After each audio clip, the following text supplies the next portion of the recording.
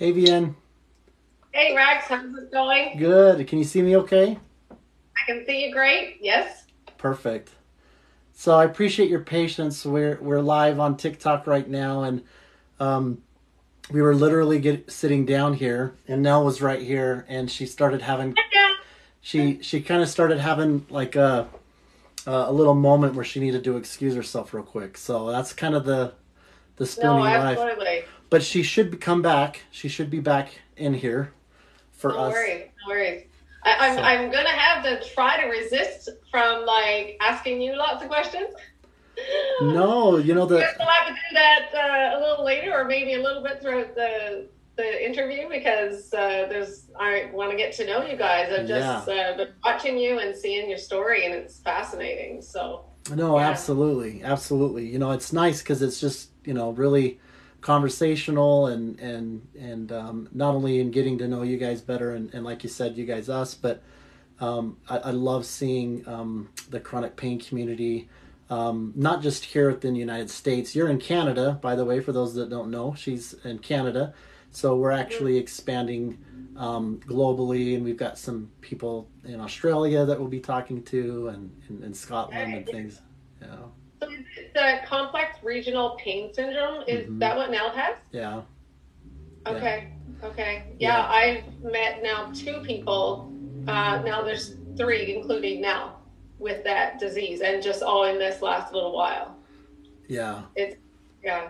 Yeah. It's It's pretty bad, and she just finished up with ketamine treatments here in Utah, and um, we'll talk probably a little bit about that. But the place that was able to do that for her, um, uh, it's the only cranial case that they've had because she's had tumors removed from behind her eye, and so that's kind of where the injury started and things. And so a lot of times with complex regional pain syndrome, then you have it originating like with a hurt ankle, right, or a limb or whatever.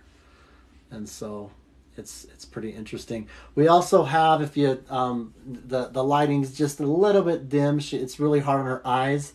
So we actually, can you see me okay with the lighting that we've got? actually you've got great lighting, Okay, so don't worry. Yeah. okay. Hey, if you need to turn off more lights, go No, ahead. we've got things angled in such a way to where it's kind of reflecting around the space. It's easier on her eyes, so if she comes back in, then it's not like so bright for her. So Yeah. Yeah, no, for sure, for sure. I was listening to one of the videos that she did where she was talking about somebody, I guess, lost it on her or got upset with her for parking in the handicap spot. oh, that, no, now Was that that's Misty. She's so Nell. So they kind of look a little bit alike, but also okay? yeah, Yes. yeah. So Okay. Misty is a friend of ours. She's actually um, the so Nell's the CEO and I'm the COO and she's the VP of Ops, right? And so Okay. Okay. so she's part of the director, and that was one post that she did that talks about kind of the insensitivity that's kind of out there. But as you'll scroll and you'll kind of see some of the pictures, they do kind of look a little bit alike, but that's where maybe some of the confusion is. So, but Yeah, her no name's worries. It's all good. yeah. Yeah, I've had some of those stories as well. It's really fun, actually. First, when I started driving, like I would never want to put my sticker in the window. Mm-hmm. Like, I'd always like pull it out after because I would drive around with the windows down in the summer and the music blaring, you know. And I remember driving into the parking lot at a grocery store, and I went for the same parking spot as somebody else. And as soon as they saw me, immediately they took their sticker and started like waving at me like with like not so nice words I Yeah, think coming from their mouth. yeah, Anyway, so I just not I don't always smile and nod, but this time I did. I just yeah, went into the spot, and as I was in the grocery store in the produce section, I look up, and coming towards me is the same gentleman who was like waving the parking stall at me, and I was quite happy to watch him eat the whole humble pie. He was just yeah. like, "Oh, I'm so sorry. I'm so sorry. Was that you in the parking lot? I'm so sorry." And it's just that, people perceive. redhead in a wheel, in a black car, Yeah. windows down, music blaring. They don't know, but I mean, hey, Yeah. That people jump to snap, conclusions, and if they can't see it, right? That was a good example exactly. where they're not seeing it, and then, oh, okay, well, I can see it. I've got a friend, Chad Hymas, that's a he's paralyzed, and he speaks around the world, and he had a bale of hay land on him.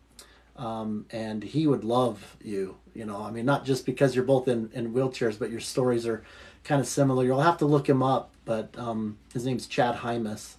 I think you tagged him in yeah, and he's more on Instagram and Facebook. He's not as much on, but we talk a lot about that, in that it's a really good thing that people that are in wheelchairs where people can see it, where obviously it's an opportunity for your story to be inspirational and be on stage and things like that. And one of the things that's really ring true for people, especially when their conditions and their pain is more internal and you can't see it at all, it's sad that there's more stigma that's associated with that, or disbelief, and so people are feeling, at least in our experience and what we're seeing, people are feeling that, hey, my story can actually be just as inspirational, and I'm part of the fight, and helping people to be, aware, and yeah.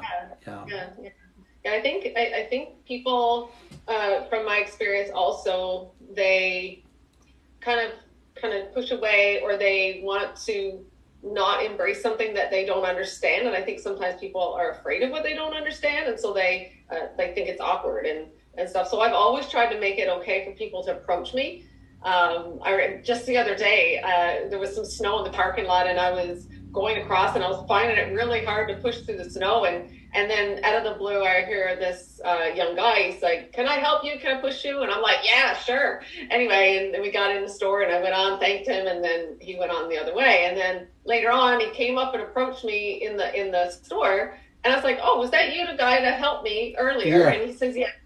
And he said, "Because I had to ask, because I'm like, let me finish that for you, because people like me yell at people like you for asking or not, to ask for help and all that kind of stuff." Yeah. And so it's like, laughing about it and making it okay for people to help you, because I think it takes a lot of courage as well, right? To actually approach someone like me and say, "Can I help you?" Because you don't know if you're going to get yelled at too, right? And it's just like that back and forth thing, like, it's true. I guess the more confident you are in where you are, then you can help bridge that gap a little bit more for people that find it harder, Yeah. But. No, it's so true. I was so excited when we, Spicy actually just joined us here, and oh, nice. Hi, Stacy. And she's such a cheerleader for us. I'd love to, even if she's not someone that we interview like this, where she's in front of the camera, I want to see if I can even get some words, right, that she would want to kind of express, and have one of the things that we do that's for her to be, sharing maybe her story and message, if so we can kind of adapt. Some people maybe don't want to be on camera for whatever reasons and things like that, but when she recommended you, it worked out really well, because for a couple of months, for January and February, we stopped doing interviews, so that I could focus on Nell with the ketamine treatment. And so now that we're starting up, we had a little bit of first slots, right, as we get in rescheduling all kind of in order and things. Right. And we're for the most part, we'll be doing interviews every week, and usually it's like Thursday. Sometimes we can do more, but we're actually booked out through almost into 2025. So there's a lot of there's a lot of people that, and we were trying to do more, right? But then it can get kind of overwhelming. So oh man, I was doing interviews and I was only doing once a month, but all the man, hats off to you guys. Well, and you talk about social media. I mean, you've been around the world, and you're talking. It's interesting because when Good Things Utah invited for us to be, that's a television show here locally. When they asked for us to come on, that's part of what they were talking about is, when you're walking by people, you don't know who's having that chronic pain. But it goes even further than that, in that so many people, especially on social media right now, they're isolated. They're not out and about. Yes, it's true that there are people walking and you can't see, and that's part of it. But how many, millions of people are in hospitals or are in their homes, and they're isolated, and they're looking for, people in social media. And that's kind of how the TikTok kind of thing took off. And as we were in contact, I don't know if you're familiar with the American Chronic Pain Association, but they're a 40 plus year organization. They're kind of the veterans in the United States. Penny Cohen's the founder, and I was on a web conference call with her and kind of a local celebrity in terms of kind of planning some future fundraising. And they talked about how they don't really have, they're not even in TikTok, right? And not in Instagram. They're a little bit in Facebook, and they've got some YouTube stuff, and they've done some amazing things as far as pioneering. But they're not they recognize that they weren't like the entity, like the American, the American Heart Association or organization. Right. And so they were interested, right, in terms of kind of, having us, do. But, in TikTok, if you go live and things like that, you can donate to different nonprofits. And out of all the nonprofits that they've got set up with TikTok, there's nothing that represents chronic pain right now. So as we grow, that's kind of our goal, is to kind of hopefully be kind of the first and to kind of help in that space. And so I hope that, and not just in you being able to share the story, of course we'll be uploading this to YouTube, and you can share that as you want. So often, all walks of life, that's great that you have a 3-minute clip here and there. Like, for example, your introductory, video that you did was just absolutely amazing, right? And there's a lot that can be communicated in that. Not everybody can be there physically at the stage and things, and so people aren't really kind of having that forum where there's just the sit down for an hour, maybe even 2, and just talk about, the story. So it's a treat to have you. And like I said, Nell may or may not, we have to kind of adapt. It was, she was ready to go, and then she had something, so she might come back, and I'd love to have her meet you, because she's been working. Absolutely. Yeah, for sure. Absolutely. I'd love to. And thank you for bringing me on, and in your lineup of inspiration. I'm so glad. It worked out so well that we were able to just, hey, we're getting started again, and it might have been a little bit too quick to put some of the others to just, and it worked out great, and that you and I had just recently had some connection, and so we was able to do that. So in the chat, because in TikTok I don't have my TikTok open, so I can't tell there. Have you seen Salty Girl? Salty Girl there. Salty Girl, if you're there, say hi. But that's the young lady I introduced you to, by tagging you on social media. Okay. I promise you, will be another strong advocate and amazing voice that you just need to meet. Like this, it's incredible what this person, Danielle, what she's been through, and she's still alive. I'll watch for her. At least for now, what we've got is we have a secondary kind of account that's just Nell's, and this is the main one. And sometimes if she's not able to be in front of the camera, she'll join and kind of comment there. I've seen her at least pop in there, so she says I'm here. So she's hi. Hey, yes. And so she's able to see on the monitor. Babe, I've just kind of explained kind of how that happened right before we went live, and we've just becoming a little bit more acquainted. And if you're feeling up to it, we'd love to have you come join us. But we've just been doing a little bit of introductions here, and so hope that you're feeling okay. I really feel bad about that, because she's been getting ready for this evening. Oh, so I know. Spoony life. Right? You do. What do you do? Yeah. Well, yeah. Well, I Yeah. just send out some prayers for Nell right now. I pray that the pain will lift and she'll be able to come and say hi. But Thank you. most of all, that that her pain will be comforted right now. So. Well, thank you, and thank you for your interest in us and giving me a little bit of an opportunity to kind of talk a little bit more about kind of how we, it really quickly. The Good Things Utah segment. I don't know if you was able to see that, but No. if you go to in our TikTok, if you go to our link tree, there's just a link right there in the profile, and it pulls up like all of our links, like Facebook and Oh, okay. Yes. so I've clicked on a couple of those. yeah, Yes. one of the ones down below is like the 5 minute segment that we had on the TV, and it kind of gives. But so I don't want to repeat all that. But Nell, years ago when she was isolated, really was connecting to people on YouTube, and a lot of her people that she connected with have passed on, and so it was kind of her dream to reach out, and she's known that isolation, and so she's wanted to really start this. And Spoonful of Sugar, it's the Spoony life, and there's negatives that go on, but hey, if you're going to serve, give them that spoonful of sugar, this kind of thing.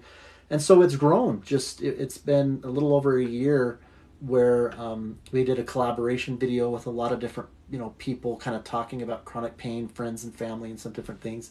And then we just started doing weekly interviews, and there's some other things that we've got planned. But yeah, we're just kind of getting started, so we're just having fun. But, Yeah. but Can't have fun and laugh at yourself, man. I'd be in yeah, a tough spot. yeah. So with you, I know that you talk a little bit about how your story, a lot of it starts at 23 when you had the condition that impact your spine. Can you remind us of what the technical term is that for that? It's Yeah. transverse myelitis. Okay. And it's a virus that attacked the myelin sheath of the spinal cord, like at around the C6, C7. Well, if you don't know what that is, like between the shoulder blades. And so that's, if you look at like an extension cord and like there's a shortage in it where the signals don't get all the way across, that's kind of how I like to describe what happened in the spine. Will it ever get better? Will it ever come back? Not sure, but Yeah. I've been having some success with like walking or not walking, and then it's like I'm doing well and then I'm not doing well. But yeah, it's transverse myelitis, and it paralyzed me from the chest down in like half a day. Wow. And so it's Yeah. not, you have some people that are paralyzed, and it's because there's been some break, and then the spinal cord's been damaged or broke. You've got like inflammation kind of around, and that causes some pinching kind of things, or does it impact the actual spinal cord? It's the myelin around the Around it? spinal cord where all the nerve endings are. And so it connects to all your bodily functions and all like the nerve endings and your feeling and stuff. So like when it first happened, I couldn't feel anything from like the chest down, and I lost total control of like this hand was totally, I looked like a wet cat, like it was just, there was no muscle, and I had extreme pain. Like I was on morphine for a while. And then eventually I started having like patchy feeling. If I was to describe what I feel today, I have a lot more feeling than I did. But so if I was to touch your hand right here, like you feel it differently than what you would feel if I touched you here, right? Yeah. So that's the different sensations on my body. That's kind of how I describe it. Like I can feel everywhere that I'm being touched now. It's a different feeling. So you still have like my friend Chad. He doesn't have any sensation, right? Down at a certain point. You can actually touch your leg and feel your leg and this kind of thing, right? It's just it impacts more like the motor side of the movement and right? Is that true? Yeah, Okay. I mean that's what it did for me. It's interesting. I'm considered a walking para because like literally I don't think there's any body part that I can't move. I can move my toes, my fingers, my legs. I can move. I can think about it and move them, and I can stand if I need to get to a bathroom that's not accessible. I'll hang off. I say I'm like Spider-Man all the time when I go around. But yeah, so I can feel and move most everything. I just can't walk independently, that kind of thing. So. And that happened just so fast. I mean, you hadn't really had a history of pain or other conditions kind of up to that point, and then just boom, it's like, hey, ready or not, this is going to change your world, you know? Yeah. I remember sitting in the front room, like they didn't really have a room for me yet in the hallway. And I remember sitting there, they had morphine because I was in so much pain. I was like screaming when they took me in. And I remember like doing this because, you know, trying to get comfortable on a bed. Like I remember doing this and not realizing that it was odd until I did it with my leg. And I'm like, this is not good. So I'm like, nurse, I can't feel or move my leg. Like I had to do it with my hand, right? Yeah. And so then they wheeled me right away into an emergency room, and they kept checking my vitals, reflexes every 15 minutes, and it was getting less and less. They had life support waiting. They didn't need life support. But the way that I was losing my reflexes, they thought that they were going to lose me. I had life support ready and waiting, but they didn't need it, thankfully. But I did need a feeding tube for a while because my diaphragm, everything was so weak. They were afraid like I wouldn't be able to eat or swallow on my own. So I ate like the queen mother when I first started eating for a long time, but it was about a week or two when I was with the feeding tube. So, and that's how it just slowly started to, I guess, come back with what I was able to get back and feeling and movement. It took a long time though. You know, some of the things that come to mind is, of course, all of our different stories involve some coping skills that, well, hello, are you going to come join us? Take two. Take two? Oh, yay! Let's take a pause. Let me introduce my beautiful wife to you. Yeah. Come on in, babe. We was able to get the lighting in such a way that I think that will work for you. And I'm glad that he's just bringing in my few drinks. Yeah. No worries. Oh, it's such a pleasure. Let me squeeze in. He gets me in a corner. It's on purpose. I panicked a bit. That's on purpose. Hello, Nell. It's so nice to meet you. Beautiful. As well. You are just a stunning light. Stunning light. I cannot wait for this. Yeah. I cannot wait for this. We're kindred. I'm just gonna tell you right now. Oh. Yeah. Yeah. We're gonna have to meet sometime in person somewhere. We're gonna have to. Oh yeah, there's got to be hugs for sure. I love you guys. One of the things that is my favorite part of all of this is seeing how there is a higher power and energy involved that connects us all throughout the world very quickly and very easily. You know, it's like no diss on other good people throughout the world, and you can do great things with them, and they're serving in their capacities, and all the best for them. No, but there's also some people that that are your people, and then that's okay, right? And you just kind of just click, and you're just kindred right off the bat. And, I love hearing that. That makes my heart so warm. Thank you so much. Yeah, you bet. Yeah, Spicy knew what she was doing. I know. You get. She's one of those, right? She's an angel. Yeah, I guess she I was saying. I could look at your smile all day. Just sit and smile for us. Yeah, you look beautiful. You got contagious. So I want to real quick, and I've been listening. Okay. As much as I could.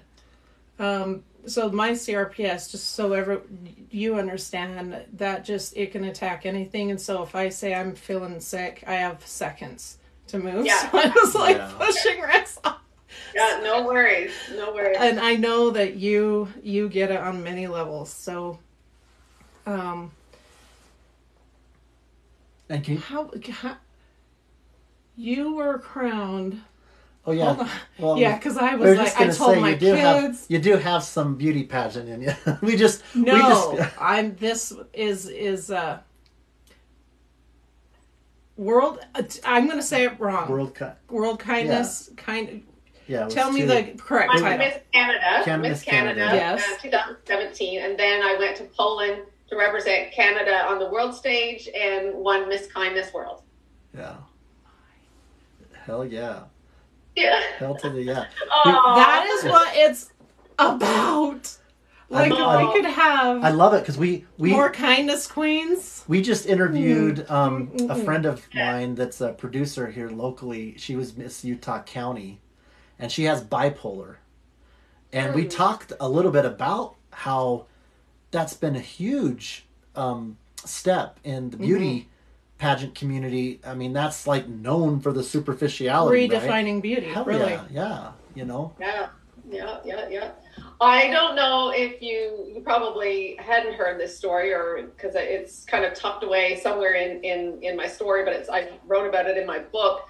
I remember when I first started to realize that my courage was contagious and that I had the opportunity to inspire other people with just by me be doing what I do or stepping out of my comfort zone. Yeah. I was actually at a friend of mine invited me to a runway show. It was Western Canada Fashion Week, where all the fashion, everybody comes together and runway, and she's also in a wheelchair. She was newly disabled and had the same virus as me. But anyway, she's heavily in that world. And so she invited me this night. And after every show, the announcer says, okay, now now it's time for somebody to come up, strut their stuff on the runway, do their best runway walk to score some free product. And I mean, that was before beauty pageants, okay? This was before I did any beauty pageant, but I watched a lot of Tyra Banks. So I just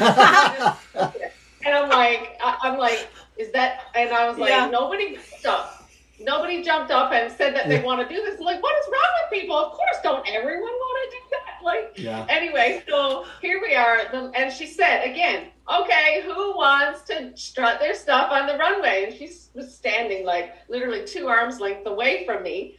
And I put up my hand and I said, I do. And she looked at me. You should have seen her face, her jaw open. And she said, you can do that? I'll watch and I'm like, no. I turned to my friends to like whip me up on the runway in my chair. And I was like, oh my gosh, is this even legal? Like, what am I doing?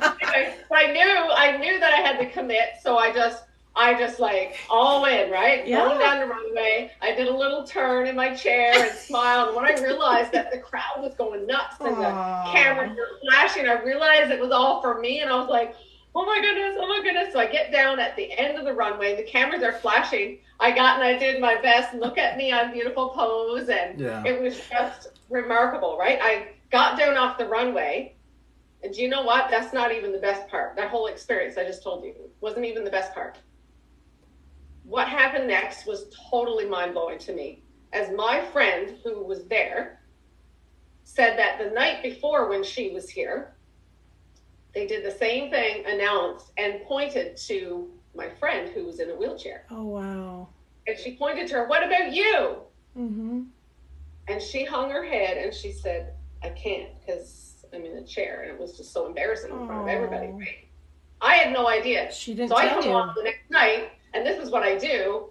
And this is when she told me that. And she said, Vahen, like, I was like, that is when I realized, I want courage like that. And that to me was just like, oh, wow. It was just the most remarkable thing. Do you know who I passed the crown to? No. Her? Baby girl. Oh, that's right. Awesome. And today she runs a nonprofit organization helping other people with like rehabilitation. So like the physical aspect that's of it. And really cool. I don't know, like it's just amazing. You two how we are have just, your spirits are talking. Yeah, absolutely. And she encourages me to get my butt off the couch and work out. We encourage each other. So you've been flying ever since that runway. You never got off. You're like, I don't think so. No. We get along so well because we're the oddballs that would get up and do stuff like that. I love it. Yeah, it's no dance training. I watched a lot of Tyra too, so I think we're skilled enough, right? Did you do beauty pageant? No, you didn't. I thought I heard something about that, but that wasn't. No, a friend of ours. We interviewed Miss Utah County that has. No, not me. I don't want to shut it down.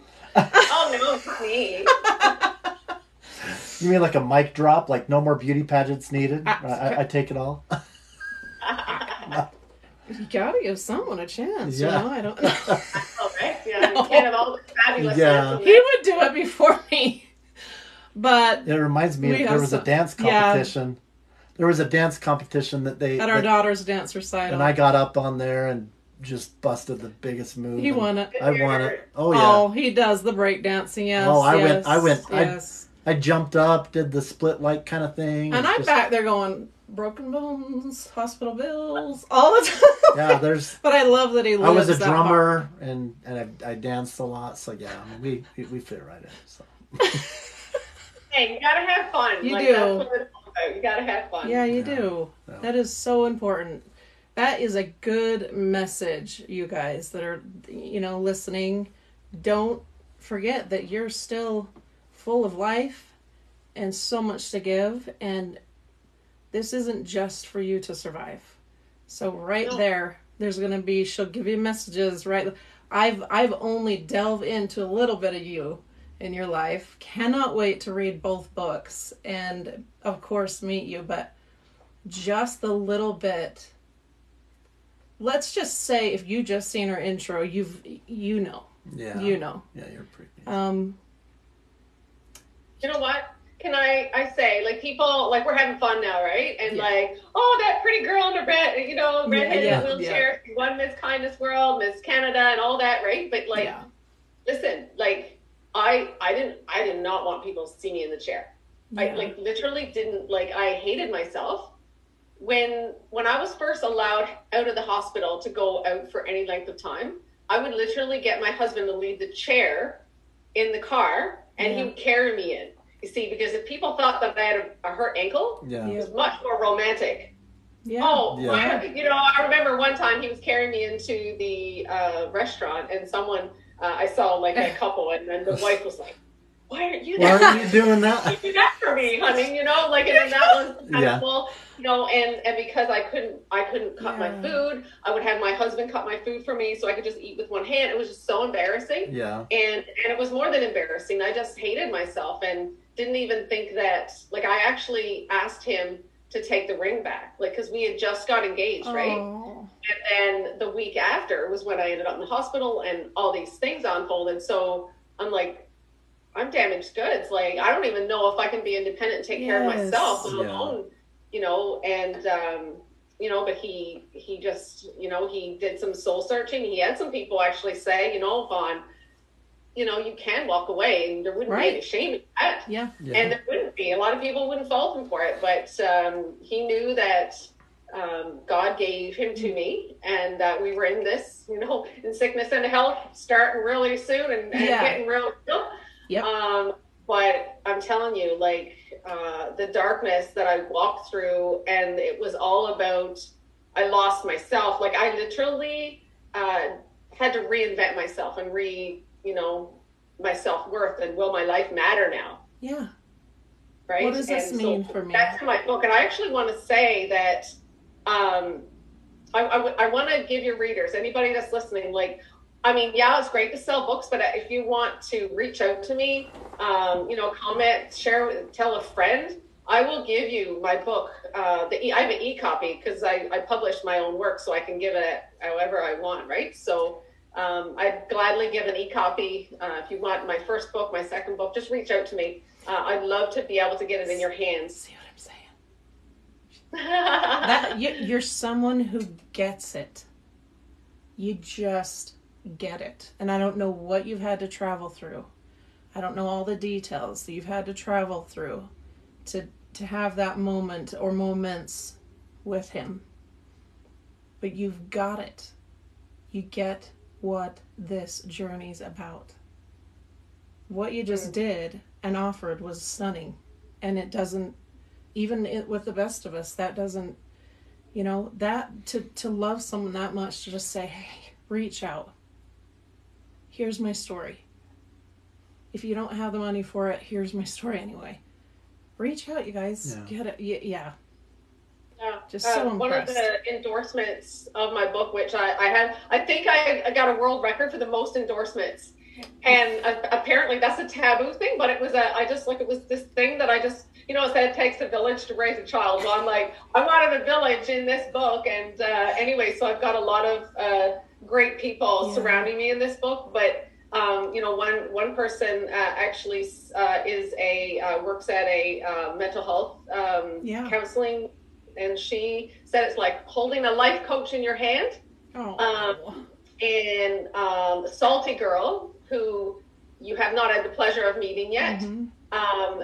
And I know that she won't mind me saying this, but I first met her when she reached out to me when she was struggling really badly.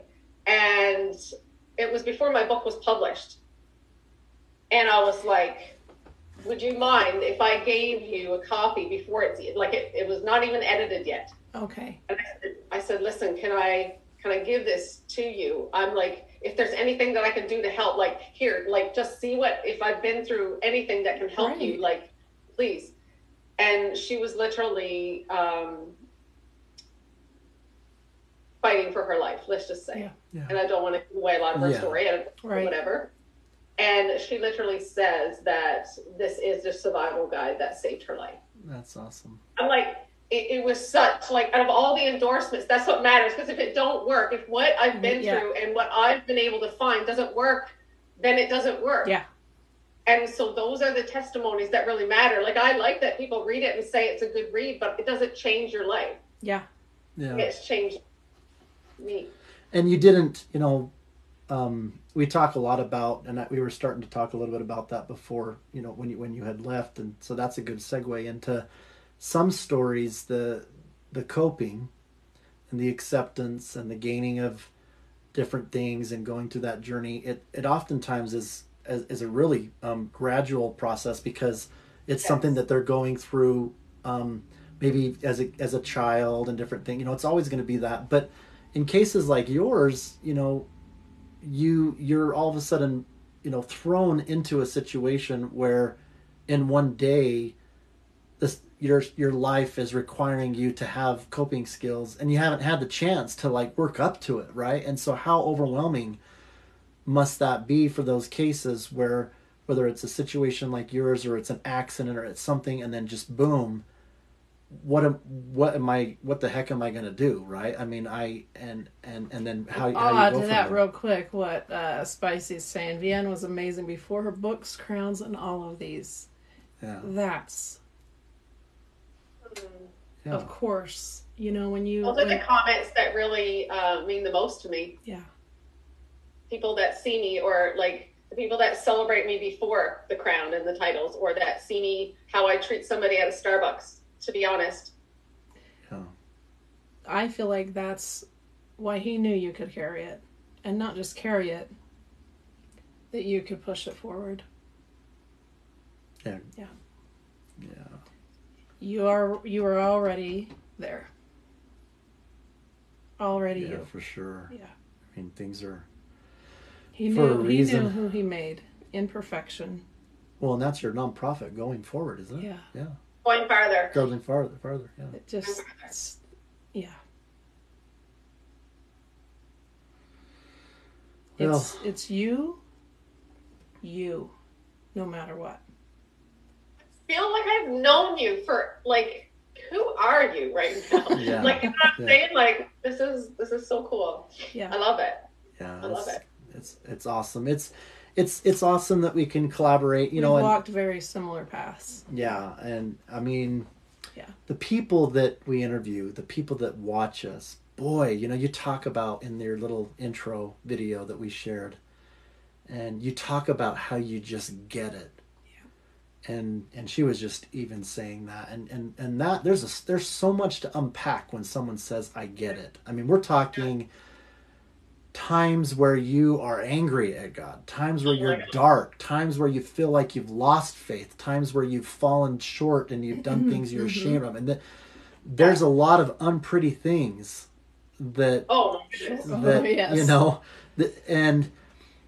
and there's no way that any of us can really get to kind of, I guess, the goals of where we're wanting to without just kind of being, real and honest about that, Absolutely. It's like Sunday night, I spoke at a ladies' night, and the topic was restored love.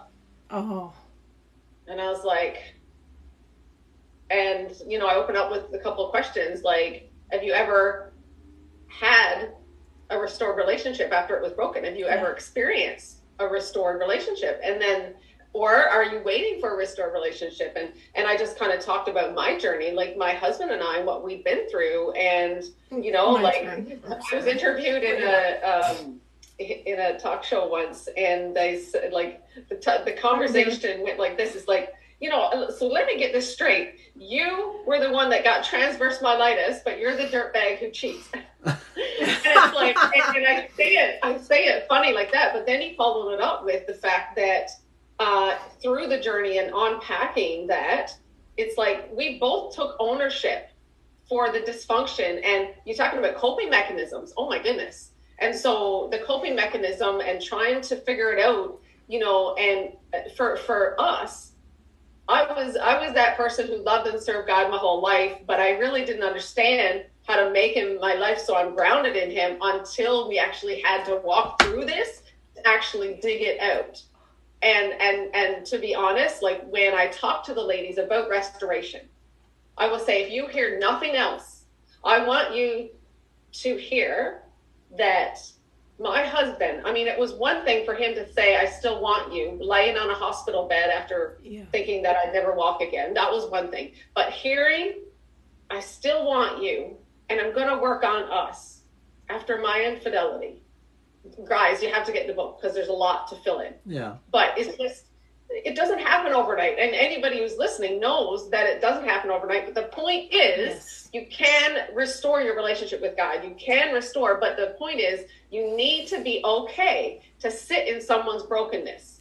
And so back to what my husband did for me, that if society and if life, if we can actually grasp this, that we can love people where they are, without judgment, we would see a lot more people being restored, not only in relationships, but restored to Christ.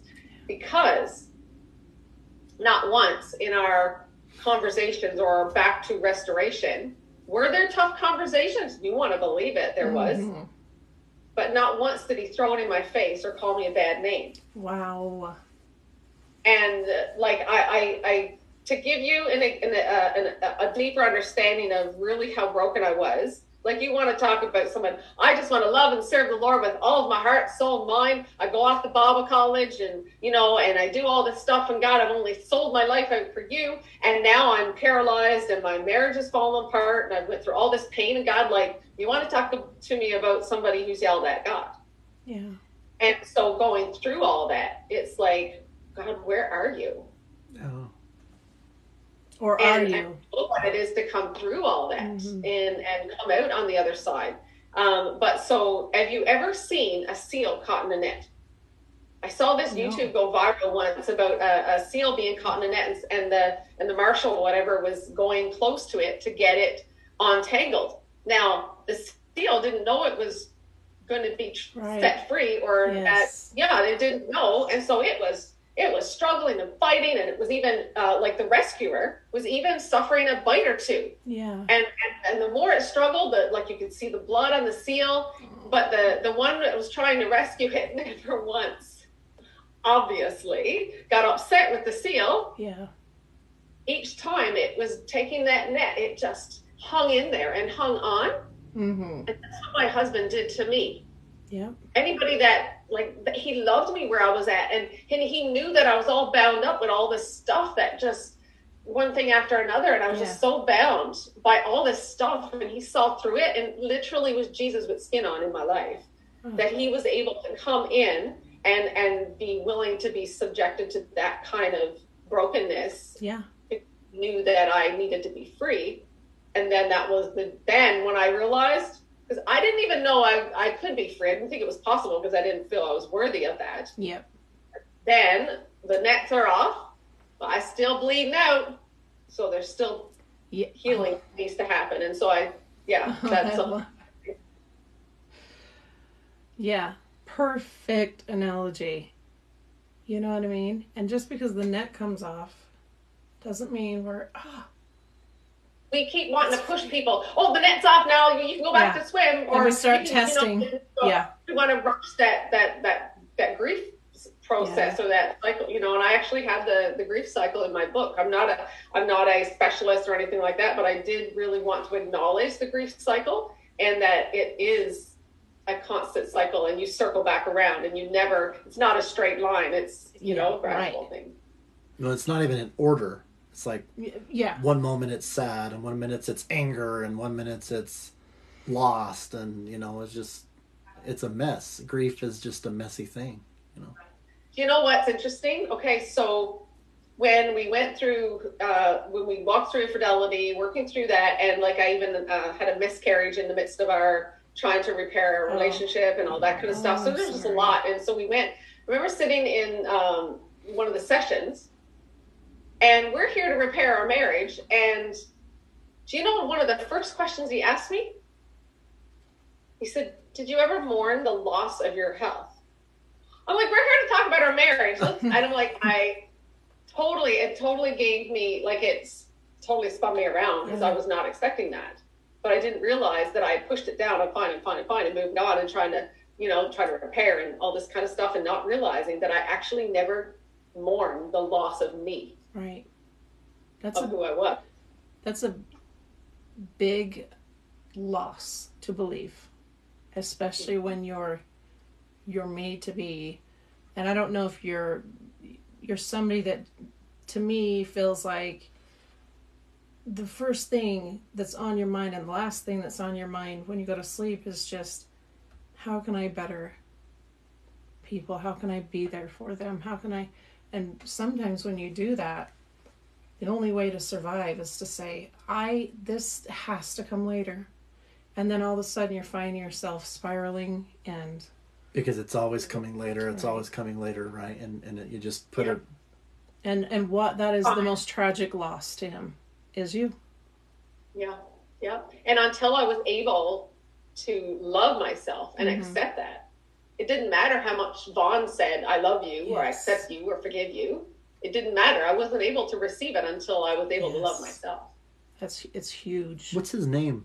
Vahen and Vahen. I know. That is the coolest. It sounds like a couple of French from Paris. Our interview is coming out. He doesn't do interviews with me. Very few times I've got him to come out and play. I like how you call it. Come on.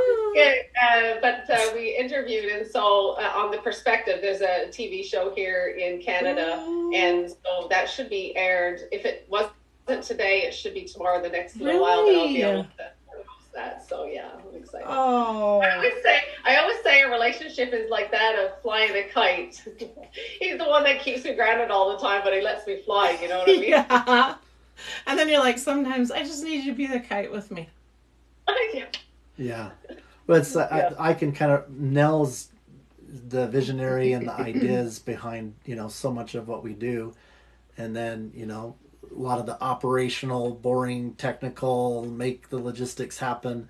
It's interesting because it's part of what you have to figure out in a relationship. Yeah, sure. Not just whether you're trying to run a business, on the side together, or there's so much change that happens in a relationship, and maybe even I haven't read your book, right? But maybe even there's so much shame and guilt that goes in that grief where people can push somebody that's in their life away, like sabotagingly or I've tried a few times testing people. Yeah. Like, how far are you willing to, because you don't understand how deep this is, and I don't even understand how deep it is. So I need people that are so grounded, and in the end, it's a lot less people than sometimes. But saying that, I look down at the beautiful people, and that we're pulling together and that need desperately a family that understands. So we have this Andy. I don't know if you follow Andy's journey. I think she's following you now, Andy. So I'll have to check that out on TikTok. Yes. Yeah, but she's got some back issues that are going on, and no doctors are gonna want to touch her because of the high risk that she's at, and she, if something doesn't change, she may be one of the ones that passes, soon. And we've got an interview. We interviewed her, and she's well known on TikTok. So I just say that in that her. Okay. You probably but have. I think of that to, and we're careful that we want everybody to be, in the spotlight and feel important, stuff like that. So whenever we're calling out just one, individual, we never want to kind of have that be, over the other. But she shared that she was alone for Thanksgiving. She does often. She doesn't have. She's in a home. Her parents are abusive, and how they talk with her and speak with. It's just. So as many, I don't know the number, millions of followers that she has, she's still, and I know you've walked through this, that isolation of nobody knowing except for your Savior and your Heavenly Father what you're walking through. There's a lot of questions and a lot of pain that can even supersede what you're going through physically. Mm-hmm.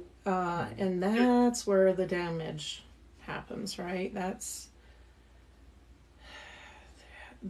is the stuff that keeps me up at night, and just the loss is great. Those that are just deciding this isn't I cannot go any lower, I cannot be more alone, I cannot be more abandoned. What you've given me is heavy enough, but I don't have anybody to link arms with me, and then they're checking out. And I had a clear, so when you mentioned, when you were talking about, that, and I had to lean over and cry. I was like, it's my turn. Oh my gosh. But I'm not sure, and I do this, and I apologize. She'll forget. My brain gets very, very tired just because my pain is all right there. But you're talking about, that the journey to him, and even just the separation, and just that, and have we rediscovered? And when is that? And what will that look like? And I've always said through all this time I have been blessed, and it started happening when I was very, very young, just having little dreams, or my brother passed away from melanoma cancer years ago, and the survivor guilt that I had, I didn't realize was so deep, but because I was the one that got a tumor first, and but here I was thinking, I'm really good. And then I got smacked sideways. Now, I'll mention ketamine treatments a little bit because that's what took the walls down. I didn't have a choice, because I told Rex I would have gone through life easily, buried most of Nell away. When I was young, I decided that. I even made a deal with God. Look, you keep people that I love from the pain that I'm going through, and I won't ever ask you another thing about myself. And just recently, I had a beautiful experience, and we'll share this, and it's scary for me to do this. I'm doing this for you because you're the courage, because you're giving the contagious, me that. Yeah. Out of your comfort zone.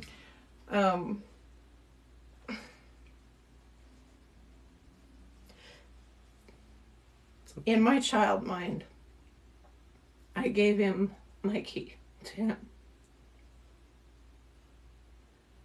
And was going through some real trauma. And loved my family so much that I would have, I know, 100 times over, done it again. But that, I buried her so that I could survive and I could continue keeping my people safe. And just recently, as these walls are falling down, and I even mentioned to the staff, I'm like, this is like tapping into some things that I forgot about, and they're like, oh no, we don't want it. And so they slowed the drip, but they had to up it because my pain level. So I just had to go there, and then it hasn't stopped. And I said, it feels like a whale trying to swim through a pinhole. There's so much coming up at once. But there was a very precious moment where I felt him. And he held out his hand with a key. And said, I just kept it for you. And I never took it. And I've always been here. And I never made that deal with you. Yeah. But you're so precious that I waited for you all these years. And I'm talking, 30 years more. For you to be ready. And that's, we can talk, and I feel like you and I could talk and talk through the night. And she's, you know what I mean? And this is recent, right? This is very recent. So when you start talking about that reconnecting. Yeah, and the reinventing yes. and the regrounding. I mean, this is really fresh for her because she's put her kids in front, her family, you know, she's put so many other people as a higher priority, and she was perfectly ready to just take so much to her grave. Of course. And guess what? That's not God's plan. Yeah.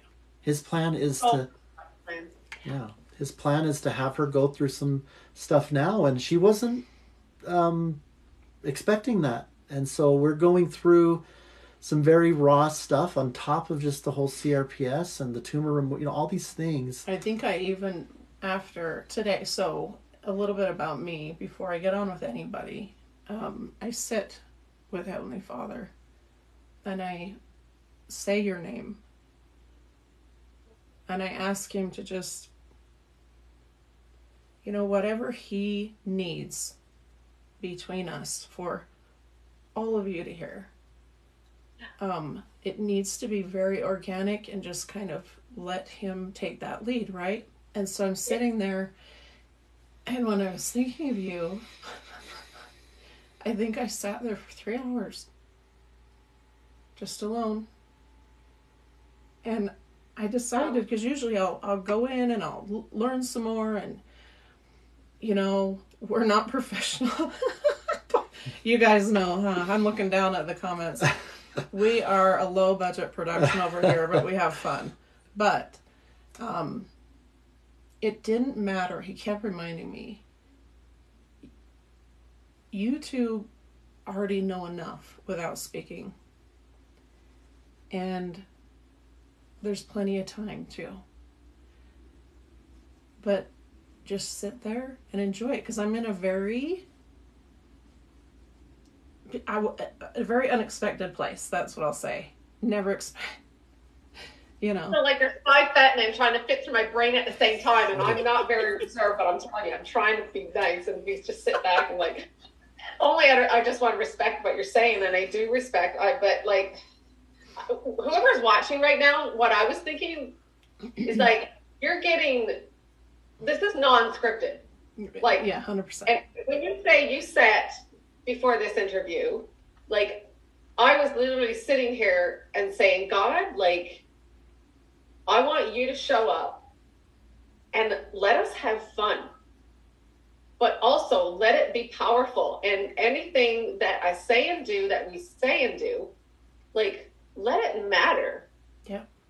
Like, because, I mean, I like to look pretty and I like to talk. That is, I mean, we could not be more on the same wavelength, even down to the pretty, but Yeah. Yeah. But I'm telling you, none of it matters if we can't make a difference. And I'm not just saying, like, people that know me know that that's real. And I want to tell you that, like, without knowing how to articulate what's in my heart and my brain right now, all I will say is that the way that we are connecting, it totally validates what I felt the first time I looked you up when Spicy connected us, and how I felt that this was no coincidence and that we needed to connect. And I'm just going to put it to be continued on that.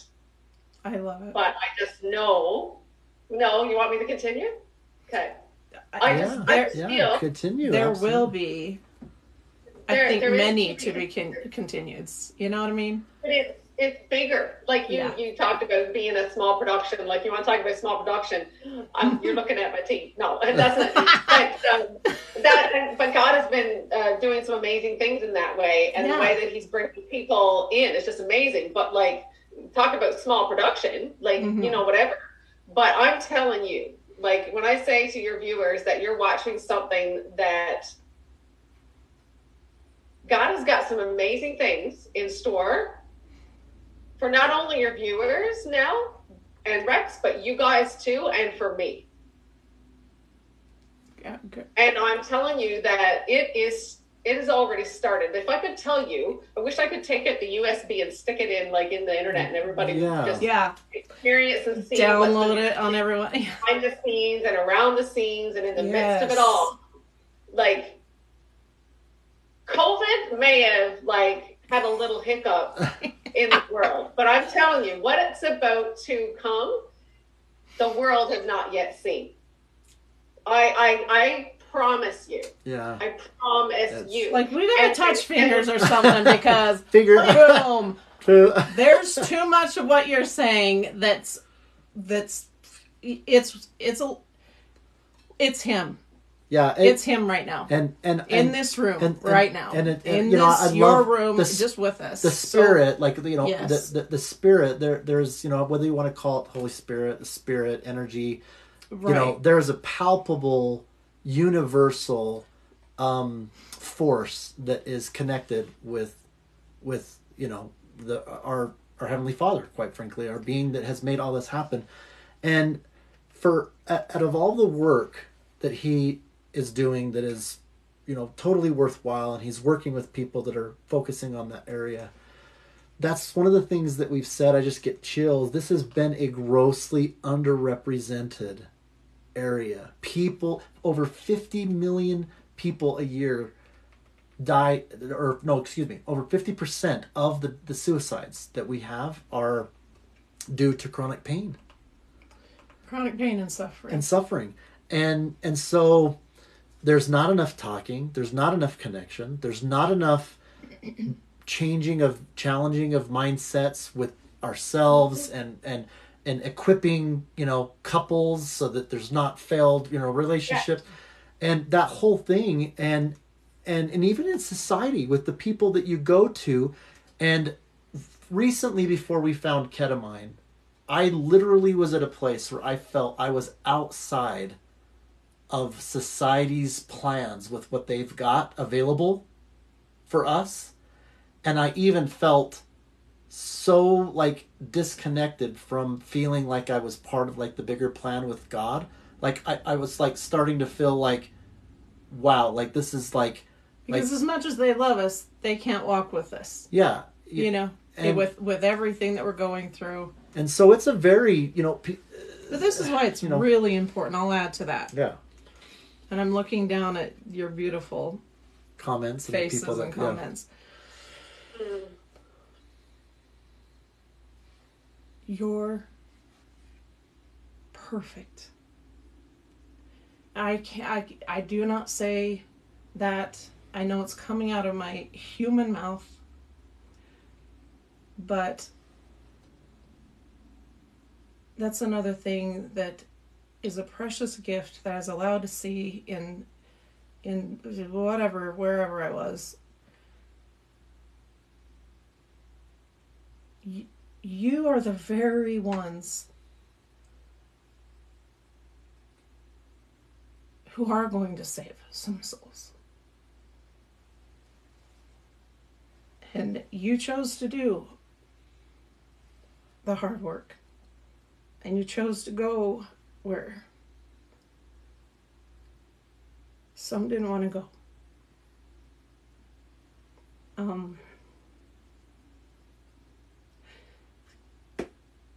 This is when I hate the English language. And this is where I feel like if there was some way, just like Vahen was saying, if we could just take what we're feeling, or if we could just, if you could feel what's in here. Yeah.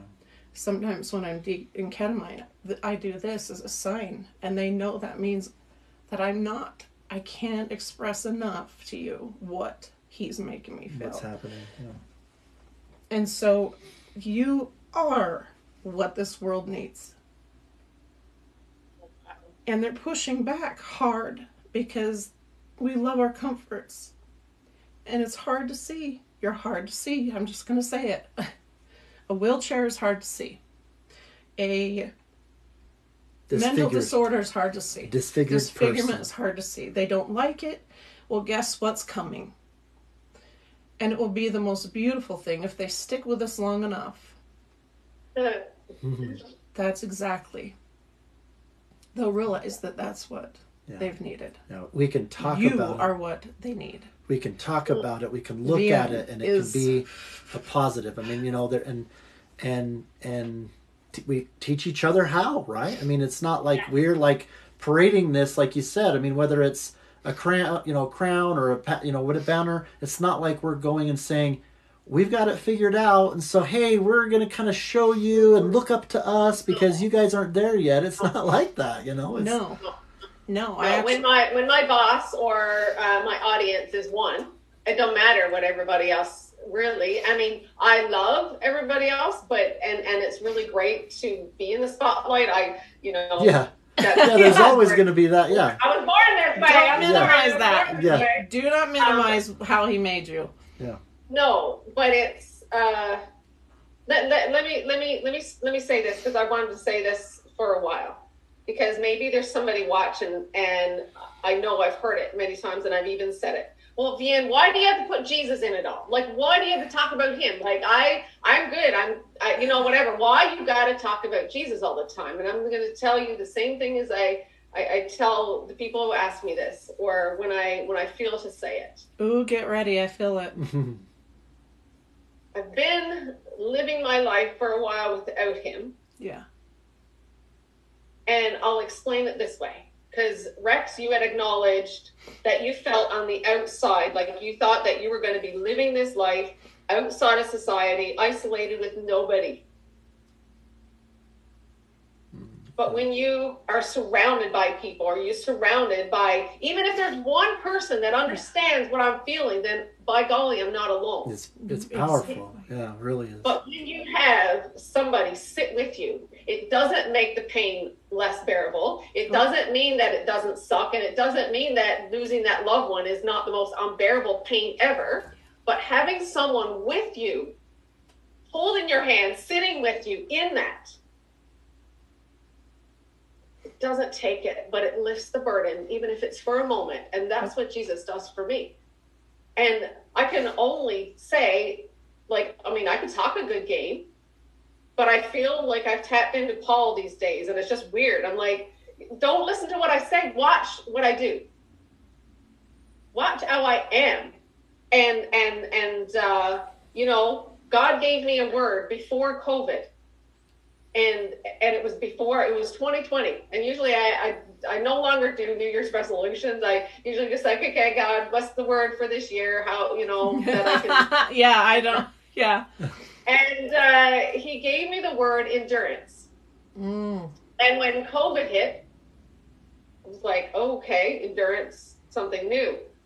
And there was some things that were getting me bent out of shape. It was causing me to lose my joy a bit. And it was like getting all like, oh, what's the point? Whatever. And I was getting really upset about some things, comparing, and oh my goodness, everybody's online, got to do this and that. I'm like, I never did that before. Like, why am I doing it now? And God's like, he's like, listen, Vahen. He said, it doesn't matter what you do. I know you like creating content, but it really doesn't matter what you do. If you're doing a 12 days of Christmas, or you're singing off key in your living room. If in a year from now, and here we are 2 years in, he said, if in a year from now, he said that people are losing hope and we're still in this pandemic, the message that will never lose its effect or impact on people's lives is the joy that they see on you. And so God has given me endurance. And so I don't have to prove myself. God is proving it for me by giving me capacity to have this joy. Yeah. Yeah. And so that's the testimony that the world needs. And the more people that realize that we can have that strength and we can have peace. Anyway, I'm gonna stop. I can preach on you all. No, yeah, I girl, preach whenever. I love it's beautiful. That, you know, I'll just say one thing about that. As all of our stories has a spiritual component to it, the path that you're talking about, for me at least, what I know is so true, is there's nothing that is going to substitute, no matter how well we connect, or how well your relationship is, or how much your granddaughter helps you in the moment. Those things are never going to be enough in the sense of long-term sustainment. And there were just two simple principles that I still struggle with, that is the only way that you can have a longer-term sustainment. And that is a letting go, right? The whole concept of just allowing for yourself to just kind of like, okay, I don't have all the answers. I don't, all this wound up stuff that we can get into. That I will. Yeah, that letting go process of like, okay, I'm scared, whatever. And then just the giving yourself permission to receive grace. Yes. Like I lived most of my life not even understanding grace. And if you can't internalize and realize the potency of that grace is really there, and you're just not letting it in. Oh, it's not for me. I'm not worthy, whatever. Or I just don't even want to believe it, whatever the situation is, then, you can have all the oxygen around you in the world, but unless you go and give yourself allowance. Yes. And that's where it's at for me, is that when I'm having a bummed out day, or we're fighting, or we're not getting along, or I hate my kid, or whatever. We've never hated our kids. I'm just kidding. I know. I'm just That's kidding. impossible. In your anger, yeah. You can't hate them for like a moment. But, oh, sorry, kids, if you're on here. Yeah, no, you get it. But I mean, you have those moments. Yeah. It's not enough that, oh, I love that time when I had that crown, or oh, my beanie really looks good right now, or oh, my wife, I love her and I can't wait for our date tomorrow. Those are things that help, but they're just not going to last unless you kind of get into that space of like letting go and just freaking being gracious, or not just gracious to yourself, but allowing for God and the Lord's grace to come into you. And so what that's worth, that's kind of my 2 cents with that, And I'll back up on you real quick on what you said, Vahen, about you getting questions. Why is he always a part of your discussions, or your life, your ideas, your identity? For me, it's very simple. And he's so good to me and so patient that he does the smallest taps and the smallest whispers, and he keeps doing it. And he knows that I'm in a very human state, and I'm dealing with my nervous system having a heyday and doing what it wants, and but he has given me enough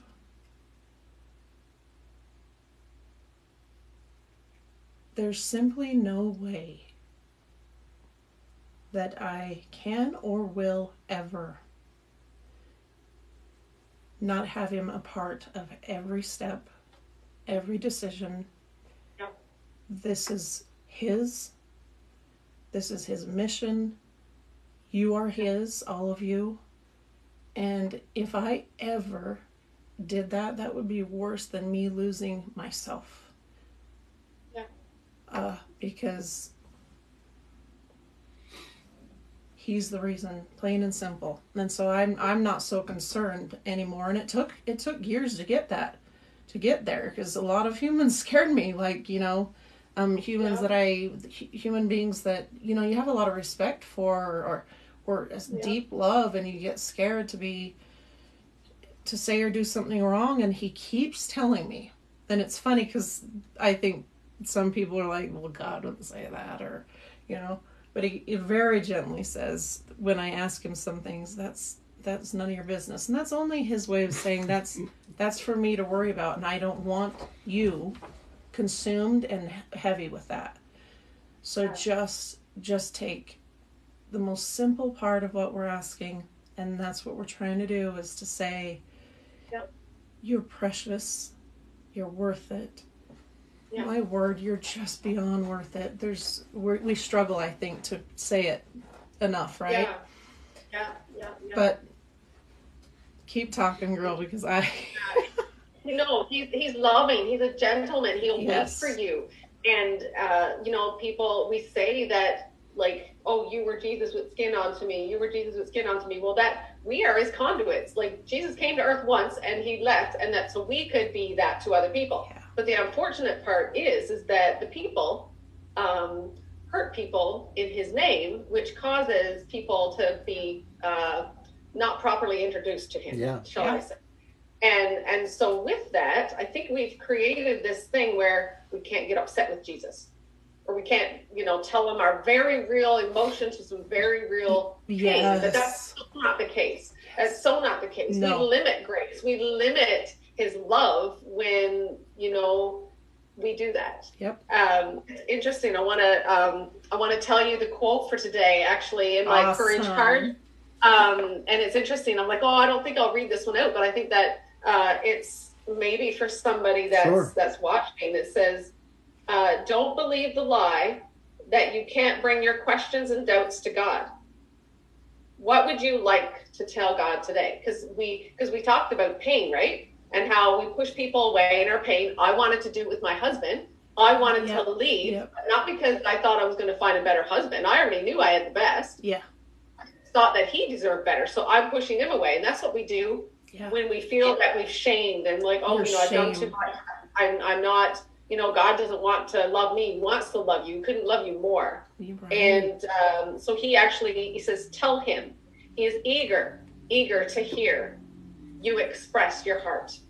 And that could be yelling, swearing, honest to God. Like, Oh, I'm with you. It's like talking to a friend.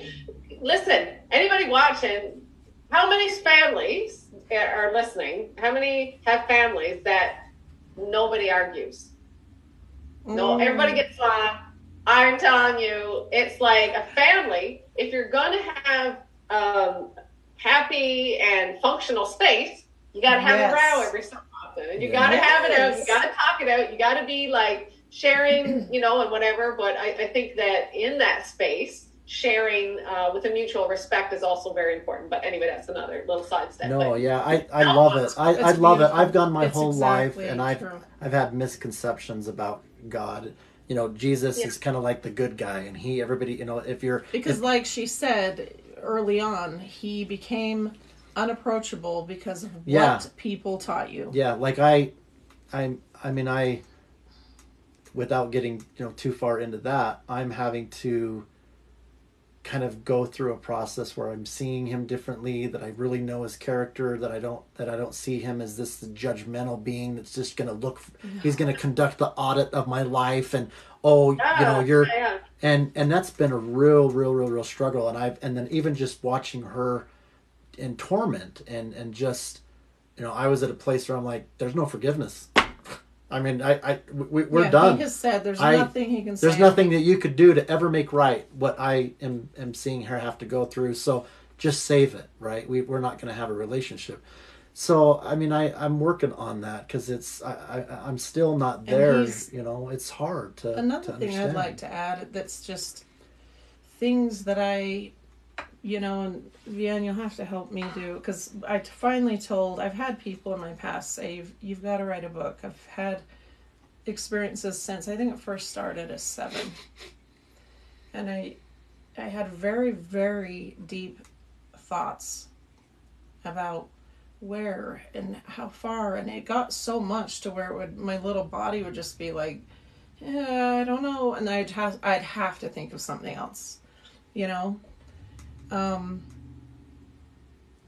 So recently, and a lot of it is because of the piece I just shared with you about like not expecting that at all, like, and he keeps saying that little you that you buried had everything that I wanted to flourish. And so you get to reintroduce yourself, and you get to, you know, and that's a joy, because she was. Yeah, I mean, it broke my heart when she shared for me, we've been married 27 years, and she shared for me the first time I buried that little girl. And she went through some pretty serious, you know, trauma and things that she went, you know, in her upbringing. And I can't fathom. I mean, I go through my own experience as her husband and things, but I can't fathom how, you know, what that would be like to kind of like not just nurture the child within, right, which we all can kind of probably relate with, but almost like this resurrection kind of okay, we're bringing you back in and we're starting this over. I mean, how scary would that be, you know, when you didn't... It's scary and sacred. Yeah. Yeah. Yeah, so I can't imagine. I don't know if other people can relate to that, along with all... That's one of the reasons why we, by the way, share these things, is pain just doesn't have boundaries. It's mental, emotional, you know, chronic. It's, you know, and so we don't try to just say, okay, only thing we're going to talk about is the things relation to the fact of why you're in the wheelchair, right? There's why would pain have boundaries if our learning doesn't, you know? And it's all connected, right? It's so connected. Yeah, absolutely. Yeah, when, you know, we're talking about the pain journey, and, you know, I thought, God, I just wanted to love and serve you with all of my heart. And then what I thought was the end of my dreams actually set down the path to fulfill them more than I ever could. And that is mind-blowing. And so, Nell, back to your story, and you're still working through that, and it's precious. And it's like this little seedling plant, like both of you are so precious. And I'm so glad that we're connected, because I want to be able to, like both of you are so precious. And I'm so glad that we're connected, because I want to be able to, walk with you through this journey and be a friend and a prayer support and whatever. And it's just like this precious thing that, you know, allow yourself the grace, allow yourself to sit there in those moments, allow yourself to feel that, because the moment we think that we can't feel something is the moment that we limit God's grace and what he wants to do. So don't be afraid of that. But I think you mentioned something at the very beginning of your comments and then just skimmed over it. And I'm not sure if I'm supposed to address it. Yeah, bring it back. So I was talking about, I know I mentioned the book. I'm like, So I told Rex, I said, I think it's time, just with some added sacred experiences. And I don't think there's anything more terrifying to me. Is the writing of the book? Yeah, and he's just like, and there's in those sacred experiences, like I said, those tappings and those whisperings, there's been a little bit less soft of tell them about me, and it just repeats. And so I have that sacred obligation. And how do I say no to someone who has saved my life again and again and again? And I'm saying save my life in here. Absolutely. I totally get it. Yeah. And so I will say again, like, he's a gentleman and he will wait for you. Do you know, now, when I first decided that I was actually going to write a book, it was 3 months before I actually sat down and said, okay, let's try this. You're Like, quicker than me. That's okay. Oh, okay, no. He's a gentleman on steroids, or however you want to put it. I mean, I just test his patience a little more, maybe. I don't know. All good. It's all good. But it's you know, and I will talk to you more about this. Yeah. Like in our personal conversation. Yeah. But what I also want to acknowledge now for anybody else who's thinking the same things of, you know, I have a story, I want to write it. And see, because for a long time, I knew that I was going to write a book. Yeah. I kind of knew that I was going to write a book. But even as I approached the thoughts of writing it, like some of the people in my life didn't even know what I'd actually been through. Yeah. And so he started prepping me. Okay. Because if the book is out there, right? Mm-hmm. Like everybody's going to read it cover to cover. Yep. So start sharing it. And so how that was for me was if so-and-so is at my kitchen table, I'm going to practice sharing. And I'm going to tell them if I feel comfortable, I'm going to start sharing, because pretty soon I'm going to be sharing it to a lot more people. But just get comfortable with sharing tidbits of what's going to be in the book. Yeah. That is a good. And sharing. Yeah. And so here's the thing. So I'm sharing about infidelity. Yeah. Right? I'm sharing about this. Yeah. And amazing. So here, it's hilarious. So I'm telling people, and you'll get comments like, "Oh, I don't judge you," and I was be like, you know, and then the next thing I was like, well, I had to come to terms with the fact that, well, if you do, that's not on me. Yeah. And it's like, I think that anyway, I'm digressing a little bit. But I get it. You're not. Thank you. When people don't understand true freedom, they don't really realize that you can be free. And you can really only share it as you are healing or growing from it. Now, I like, do you know what I'm saying? Like, so be sensitive to yourself and not push yourself, but allow yourself to be uncomfortable and leaning into some of those areas to see how it feels when you share that, and allow God to work at each, you know, like work at each little, you know, okay, how did it feel when you shared that? God, is there anything in there that needs to kind of work out before I actually share it? Like, are there people that you have to talk about? Are they okay? Do they know? And, you know, all that kind of stuff. But yeah, lovingly just start to open up without forcing yourself to. I'm right there, and just have kind of dipped in with a few people, trying to very carefully navigate my words and my truth of my life and my trauma, and even just giving me permission to say that happened. Yeah. Or I wasn't okay with something. My first reaction in life, period. I think anybody that knows me well, I will put them, their happiness and their safety way. And so I'm still very trying hard to keep them safe. And so I'm trying to navigate how I say my truth, and the forgiveness to me with whatever's gone on, is done. That's been done. It's just that, unfortunately, my body is going to continue to live through that trauma. I don't know how long. I don't know how hard. So I'm going to keep doing what you're saying.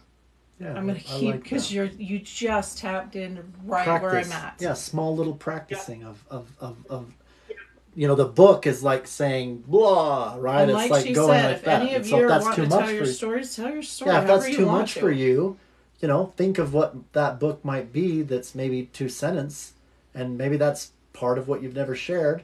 Choose one of your kids or spouse, or you know whoever you're feeling, you know, maybe the most comfortable with, and be like, you know what, da da da da da da da da, and this is how I feel, and like, you know, and just kind of just try it out, right? Yeah. And be like, whoa. And write it out. I mean, nobody's got to see it. You know, start putting just getting out there, and then when you're ready to share it, you know. It's so interesting that you said that, because I'll sit in front of the notebook and I'm like, well, I need to write these things out, because I need to get it out and make sure I'm not forgetting some things, because there's a lot of things coming up fast too that I was like, whoa, I buried that so much that I didn't even remember that. And that was a huge part of my, a moment of growth, a moment of serenity in chaos. And even all, when you bury something, you bury it all. Good, bad, ugly, done. So we're to sit. I don't understand. That's just so strange to me still, that I'm struggling to put a pen to paper and acknowledging that this is my life, my experience, and that it matters, and all these, it's just there's so much reconditioning that needs to happen, that you just have to be patient with yourself and just acknowledge. She goes deep, guys, real quick. I want to. You are good. Oh. You are. There's a reason somebody said it's like having a life coach, and you're.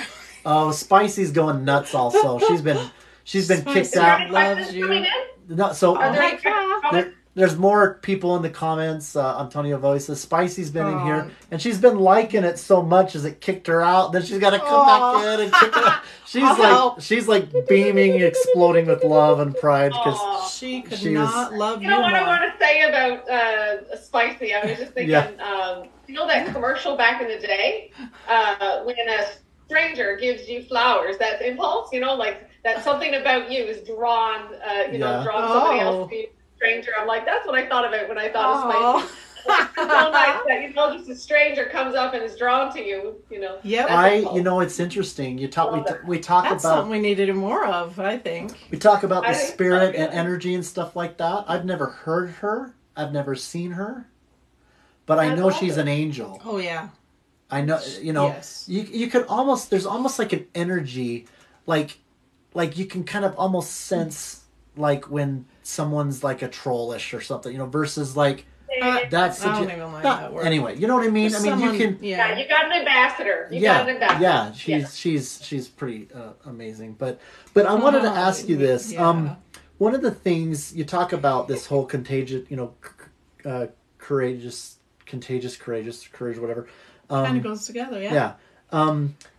The reason why we have all of these varying, hang-ups to kind of do whatever it is that we're having a hard time is, in short, we've learned, we've gone from when we were innocent and we did not think there was, danger was not even a concept, right? You're just thinking that you're with these heavenly beings or, whatever. And you learn that the world, even among good people, is just dangerous. People, even good people, can have a moment where they snap and they've hurt or whatever. And so you were in, you've got all this fragility inside of you, and you know that you got this danger, and the concept of let me share things with this dangerous world. And so even if it's ironically a healing and a healthy thing, and it adds to so many things, what did you have to face and kind of walk through so that you felt motivated to even go in that dangerous space? Why not just keep it to yourself and keep safe until you're dead? I love this question. Yep. Let me tell you that when you are healed, you can't keep it in. If you just came out of a prison cell and you were bound by fear, insecurity, self-doubt, and all this stuff that kept you down, and you didn't worry about anybody else. Okay, God, I come to the end of myself. Literally, I have two options. Either I can die, or you take everything that I have, the mess, the insecurities, and all. Good luck with that. If you can do something with my life, then do it. And the minute you say do it, does he act? He starts acting, and he starts chipping away, and he listen. I didn't have. It was an overnight process, obviously, to go from the brokenness that I experienced to the where I am today. But it's these plants, right? I love them. You start out with a little seed. Yep. But you gotta wait for it to grow. You gotta water it. You gotta I had to like let go. You talked about letting go. Well, that person hurt me. You know, the first week I was in the hospital, I was being told that there was sin in my life, where I didn't have enough faith, and that's why God did this to me, and you know, all these things, right? Like, so that people are always going to fail you. And because I didn't truly know God for myself, and I wasn't truly grounded in him, I allowed those lies to sit in my heart. And so when I, for the first time, started to build a relationship and understand who he was, he then showed me who I was. So it doesn't matter, because there's always, like, my father-in-law, he passed away in 2017. And at his memorial, I was looking through some of his notes. He was a dear mentor. When you read my books, you'll know that he mentors me even to this day. Yes. I was looking for something to grasp onto, because I couldn't see my life without him. My father-in-law, he was a big piece of my future. He was a missionary, traveled over 73 countries. I had to tell you the side note. Wow. 73 countries, as missionary, traveled the world. God gave me a vision of me sharing my story with the world. And so, missionary, traveled the world, bloop. That's how I envisioned it. Mm. He passed away, and I'm like, I must have heard wrong, but I don't know. Yeah. Do you know, within 2 months or 6 months, within 6 months of my father-in-law passed away, I was on a world stage. Wow. That's because he's never left you. He's like, ooh, exactly. I can do more things here. Right, and I thought I was wrong, and so here I am but when I lost him, I hadn't had that revelation yet, right? And so I found a piece of something that he wrote, and it says, "Don't waste your suffering." He said, "Life will never become void of pain, suffering." He said, maybe on some levels, life will become easier, but life will never become easier. Learn to accept trials, sufferings, and incalculable loss. He said, but a crisis is an unwelcomed opportunity to learn a new aspect about yourself and about our Heavenly Father. Lean into them, because these are tools of our Lord to transform you. Can I tell you, I did not want to read that, but I knew it was going to be my life's message. So when you say, how did you do that? How were you motivated? How was I motivated to tell the world? Because listen, if I can be free after all that crap that I was under, I know you can be, and it doesn't matter where you've been, what you've been, and I want everybody to know. I know. Well, because they're that precious. I have to say this, because this is a little bit of a breakthrough that I'm going to continue to work with, and it's kind of emotional for me. But you can't do what you've just described without identifying that in all this danger, the only safe is him. Yeah. And you will get bit. Yep. You know, because there's a lot of people in this. Yeah. Yep. So even among the best of us, there's always that danger. But when you do the reaching out to the Lord and Heavenly Father, there is no danger, which means that to acknowledge that there's no danger and to be vulnerable and to reach out, it's kind of a complicated journey that we all go through. That's kind of a mix of faith, trust, and if I am, honest to myself, I don't. I'm gonna just spit it out. I don't trust him. I don't trust him. I see how am I supposed to trust you? I see what is happening with all these people that are suffering, and they're saying that they're isolated, and you want me to trust you? You're not safe. Come on. Keep going. Yeah, I know. Come on. I know. Come on. And so... You're saying what millions are feeling. Oh. Yeah, and that's fine. Millions are feeling what you are feeling right now. Yeah, he's fine. He's good. He's. There are people angry at God. Yeah. I've yelled at him, and so it hurt, that... I'm not able, it stunts my progression and what I need to have happen, and I fight it because I don't want that. Quite frankly, I don't want him to be the only safe space. Oh. That's a new, that's a new way to say, I don't want you to be the perfect. I don't want for you to be right. I don't want for, oh my gosh. And this Oh, it's stems okay. back years of someone just really, Yeah. taps into that. Yeah, I just, I don't want you to be the one that I have to, discover that you're the one that is the one that I can trust and that you're safe, and have us, I don't want to reconcile. And that is so hard to say because he's your God, how can you be a good guy if you're not like that with the only person that you can trust? So I don't know what to really do with that, but I'm kind of unpacking that with what you're saying is that you're kind of demonstrating that you've gotten to where you're at because you recognized among all these dangers he was safe. I'm not there yet, but I can get there. And in order to recognize that someone's safe, you're not going to trust in anybody or anything unless you recognize they're safe. So I still have yet to discover how he can be right, safe, trustworthy for me to do that. I'm not there yet. Probably you're quoting my book right now, actually, because I was like, okay, so God, I'm willing to acknowledge that I want you in my life. But now you're asking me to follow and trust you, and how can I follow someone that I don't trust when I felt like you've let me down? Yeah. And so I understand that, Rex, and he's okay with that, and I. Yeah, it's I it will be really, really interesting to discover whether in this life or the next life that we become reconciled. It's really hard for me to believe that will actually happen and that we'll be okay and I will feel safe around him and I'll feel like I can trust him.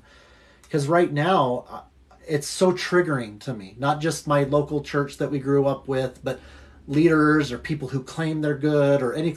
It's so triggering to me that I have to just kind of like disconnect from it and know that I'm a good person. I'm a good husband. I have things to improve on, but. Or he'll kind of trust him through me, like a bridge. Yeah, He'll like she's been helping like change my thoughts. Because that's the one thing he gave me. Like I don't understand. I've never had a moment of I haven't had that, and so I understand that that's where I've been very, very blessed. Is that never questioned that he was there and that he. And so this is kind of why I think so much of what I'm going through now is throwing me for a bit of a loop, not because I have less faith, but because I didn't ever expect this deeper relationship for me. Yeah, for you, yeah. I loved watching everybody else with him. Loved it. Loved praying for people, over people, whatever. This has just thrown me, and it's a beautiful disruption. Wow. Yeah, it is. No, and it's you've not been properly introduced, and that's not like it's just that like what we were talking about earlier. People people are supposed to be Jesus with skin on, but when they misrepresent him, they man, I've got trauma. I've got trauma with they can do people. Damage. There were some decisions as I was going through kind of a repentance and trying to make some right and mix that with it got confused and I don't know if you shared if you have OCD, but mix that with someone that has OCD. And I have OCD and perfectionism, and so I know you guys are saving lives. I mean, if it's obvious as people watch this that you guys are kind of really similar. There's no I probably would have checked out, and I would have not been the man that I'm in. The success that I've been able to have with family and career and education, is really to credit. I'm seriously, if I'm not just saying that to just like, hey, we're on stage and I just need to say that, right? I mean, even in my, even in that moment where we're just really like having an argument, there's no way that I would ever deny that, right? She's absolutely, been that. And if I didn't have that, I think I would have been a statistic. I think I would have been someone that, really would have struggled and not be in a good place, health-wise with my mind and emotions. I was irrational. I served a mission a Christian mission in England, and I came home early because I basically had like a short-term psychosis, quite frankly. I mean, I just lost it and thought my eternal salvation was on the line, and I got all mixed up. I had no idea about grace. I thought I had to go and make right every little single thing in my past. I was completely confused, and I thought, I'm done. And I don't know how I ever got out of that place, and I am a completely different, even though I've got OCD and perfectionism and the tendencies, my state is just completely different. And that would have, and then when I met her shortly after, and I put her through hell.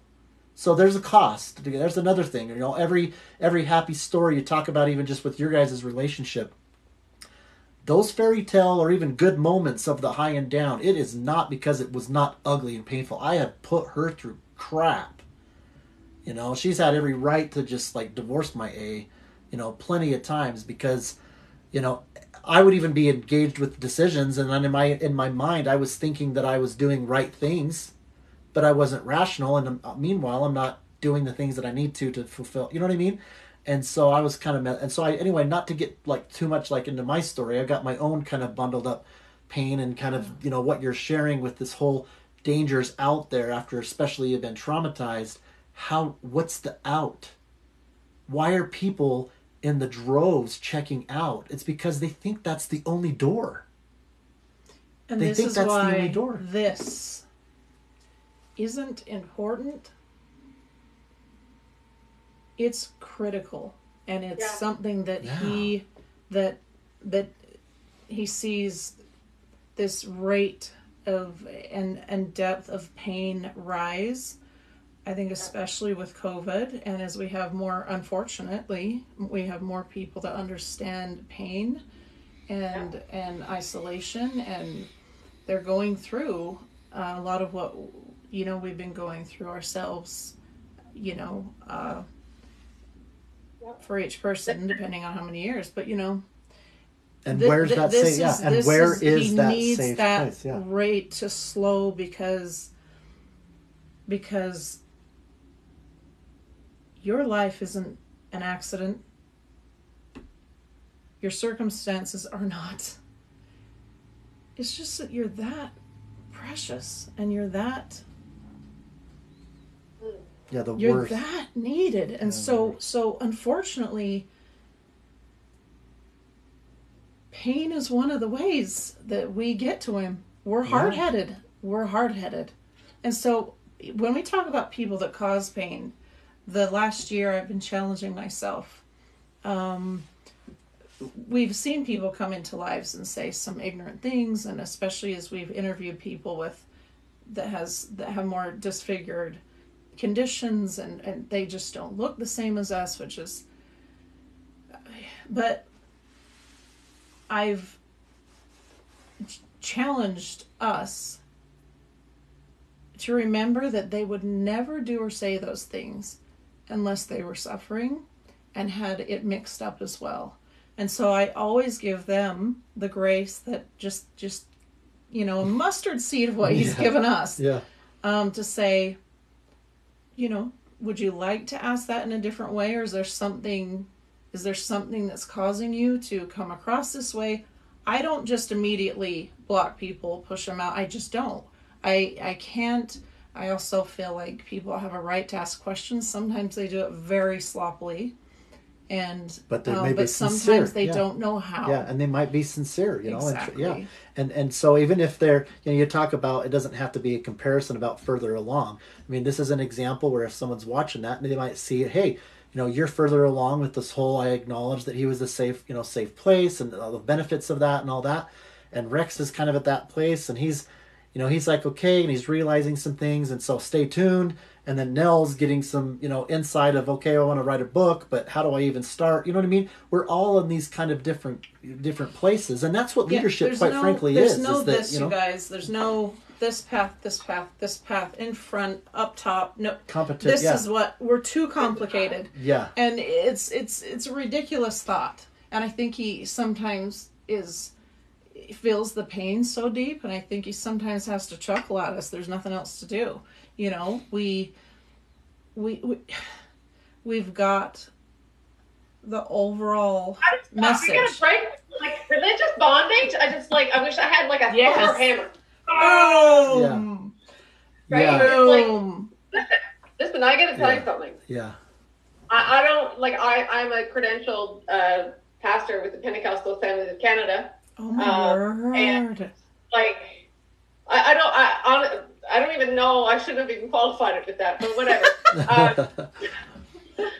I'm like, oh my gosh, what have I started now? No. Like, listen, I made a commitment with the Lord when I was really young. I love Him and whatever, right? And so, when I sinned or when I did all those bad things, then if I died right then, I wouldn't go to heaven. God wouldn't accept me. Yeah. Really? So many people, even Really? people in authority teach that all around the world to so many, so whether it's, my trauma where I feel like the things that were really, really traumatic for me were maybe I believe they were well-intentioned people just trying to do their thing, or whether it's someone who's really corrupt, right? And they're just really messing you up. When it comes to pain of all these kinds, and you can't talk about it without why it even is part of our experience, which we're all broken. Yeah. And it's hush hush. And so all how the can time. you have the conversation? How can you have a raw conversation and just speak truth when God's going to eventually come to the pain? So talking about pain, which is hard, and even things of a spiritual nature. Does it have to be religious? Does it have to be a certain sect? No. But the fact of the matter is that there's universal truths.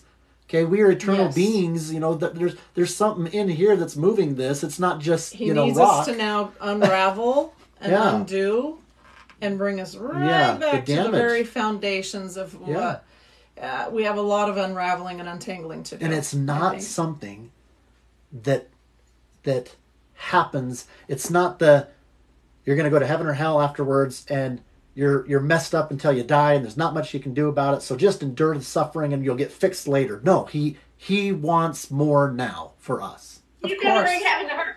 Hell yeah, yeah. Absolutely. I sometimes get annoyed with some of the worship music. I suffered for Jesus until He comes. Now listen, I understand that we do share in Christ's sufferings. Listen, we all just talked about all the things that we're suffering for. Right. Like, we don't like it, we don't have to like it. But I do believe that we are going to experience some of the blessings of that and experience some freedoms and I think that there is definitely a season where we're just gonna I'm holding back. You can tell I'm holding back, but I'm like, you know what? Like, let's have an epidemic of joy. I love that you said that. Let's have an epidemic where depression is a thing of the past, because everybody is realizing who they are and who's they are, and not going to worry about what Aunt Sophie or Sister Susie or Sister Super Christian said. Yes. I know Jesus. I know who I am. I know whose I am, and so the devil can go to hell where he came from. Anyway, all good. No, I love that. You don't have to suffer or live whatever, alone or isolated.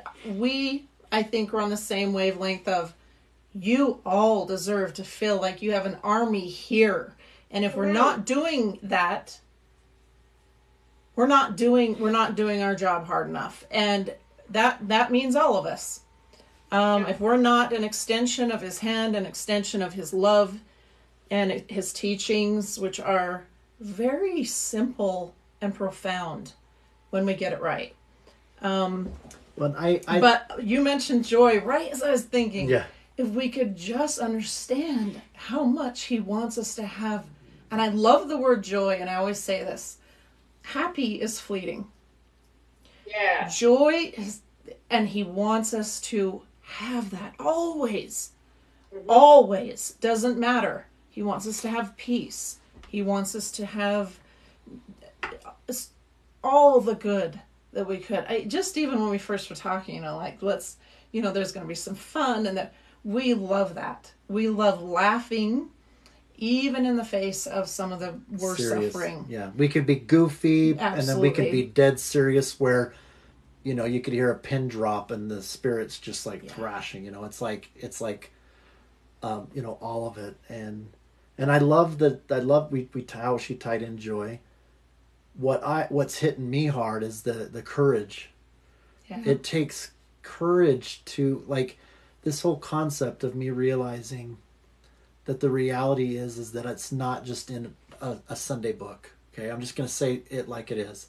It's not. Yeah. It's not a picture. It's not an actor depicting. Yeah, we get it. I will experience the realities when my body's dead, and I'm going to have to face that. And I don't want to be this scared little boy who's traumatized that runs away from God. And so if there's some things that I can do now, the only way that really can happen is for me to exercise some courage, because I'm scared as hell. I'm scared as hell. I don't know if there's anything that scares me more than him. Yeah, I've had. Let me also just add to that. I think that you probably are one of the most courageous men I've met, apart from my husband, of course. I know. They get along, wouldn't they? Like, as a man, being vulnerable and expressing the way you have, not easy. I'm telling you, you are a role model for a lot of men. Yep. And I want you to know that. And Antonio in here is as well. Ugh. And like, I mean, I don't want to say, I speak for God and, you know, whatever, but I mean, I know a little bit about him, and I think that he's just so proud of you, and just who you are and the way you acknowledge him, even if you don't trust him. Like, I said all that then to say that if there is somebody that you don't know or that you don't trust, but you want to, I want to just challenge you or encourage you to say, how do you start to repair or rebuild a relationship with somebody that you don't really trust? Yeah, and I mean, maybe I haven't explained it, like the that person was dead and I gave the key, but just the thought that I don't have that much of a problem with the Lord as much for some reason. I don't know, because he came and did what he did for me, but like God, I don't know. It's just more. I don't know. I'm still trying to figure it out, but the authoritarian. Yeah, and to think that could be different. That's all I can remember. It is. That's all I can remember just going off of things, and he already knows details about. But it is. Any of you that have the idea that he is this authoritarian that is waiting to hear about your good and your bad and your decisions and unapproachable and your judgment, final judgment, the final judgment. They're. I'll tell you, he experiences great sorrow too, and it's in those moments where he realizes that we've lost sight of him. Can you imagine how painful, as your father who just adores every part of you, how painful that is for us to have him so wrong and to feel like he's dangerous when he couldn't be more safe. I mean, I'm entertaining these kinds of things, and this is huge steps. Like just try to think of what is your topic where you've got sentinels that are like, you are not gonna go there, and so just even like thinking that way, it's like I almost like want to have a nervous breakdown of just kind of just letting. But you just, and that I guess is courage. I mean, if I'm demonstrating, you just open that door and peeked in. That's a big. That scares the hell out of me. It scares the. I don't. There's nothing that I fear more. Did your job. Yeah. Well, and you're really. I mean, it's like this is power, right? We talk about power in numbers. I mean, you could see. Yeah. It's obvious what influence she has on me, right? I mean, just with the quick excerpt, and you're so much like her, so it's just this. It's power in numbers, because people, people are not sharing. But we're not so different. This is he can't wait for everyone to hear. This is all spoonful of sugar. I tell them all the time, there's nothing that I do even when we sent in our application for our nonprofit status, he was in there. And I said, there's not a decision that I make in my artwork, in my designing, in my decisions. There's nothing. He's at the helm. This is his, and as long as I stick to that, there shouldn't be anything to worry about. And I'm telling you, before I met you, I don't have small ideas. Like, I've met a lot of good people, and quite frankly, I've never really like allowed myself to get like into this real of a conversation. It's more of like therapist moment, right? But you know what? Therapists have its place, but there should be more of just among our conversations. But when she is talking like that, like, I trust him, and he's leading. I'm like, what the hell get are you a lot of about? like looks and mouths open because I'm like, do you not? I'm not know what I'm not he's worried allowing about your body? Like, your body is going through. I mean, my mom was like, whoa, how are you gonna get on her? I've seen her wailing. I've seen her almost die in front of me. I've seen her eye pupils, like she was gonna, like, her adrenals failed and she was in the hospital and she was getting ready to die right in front of me.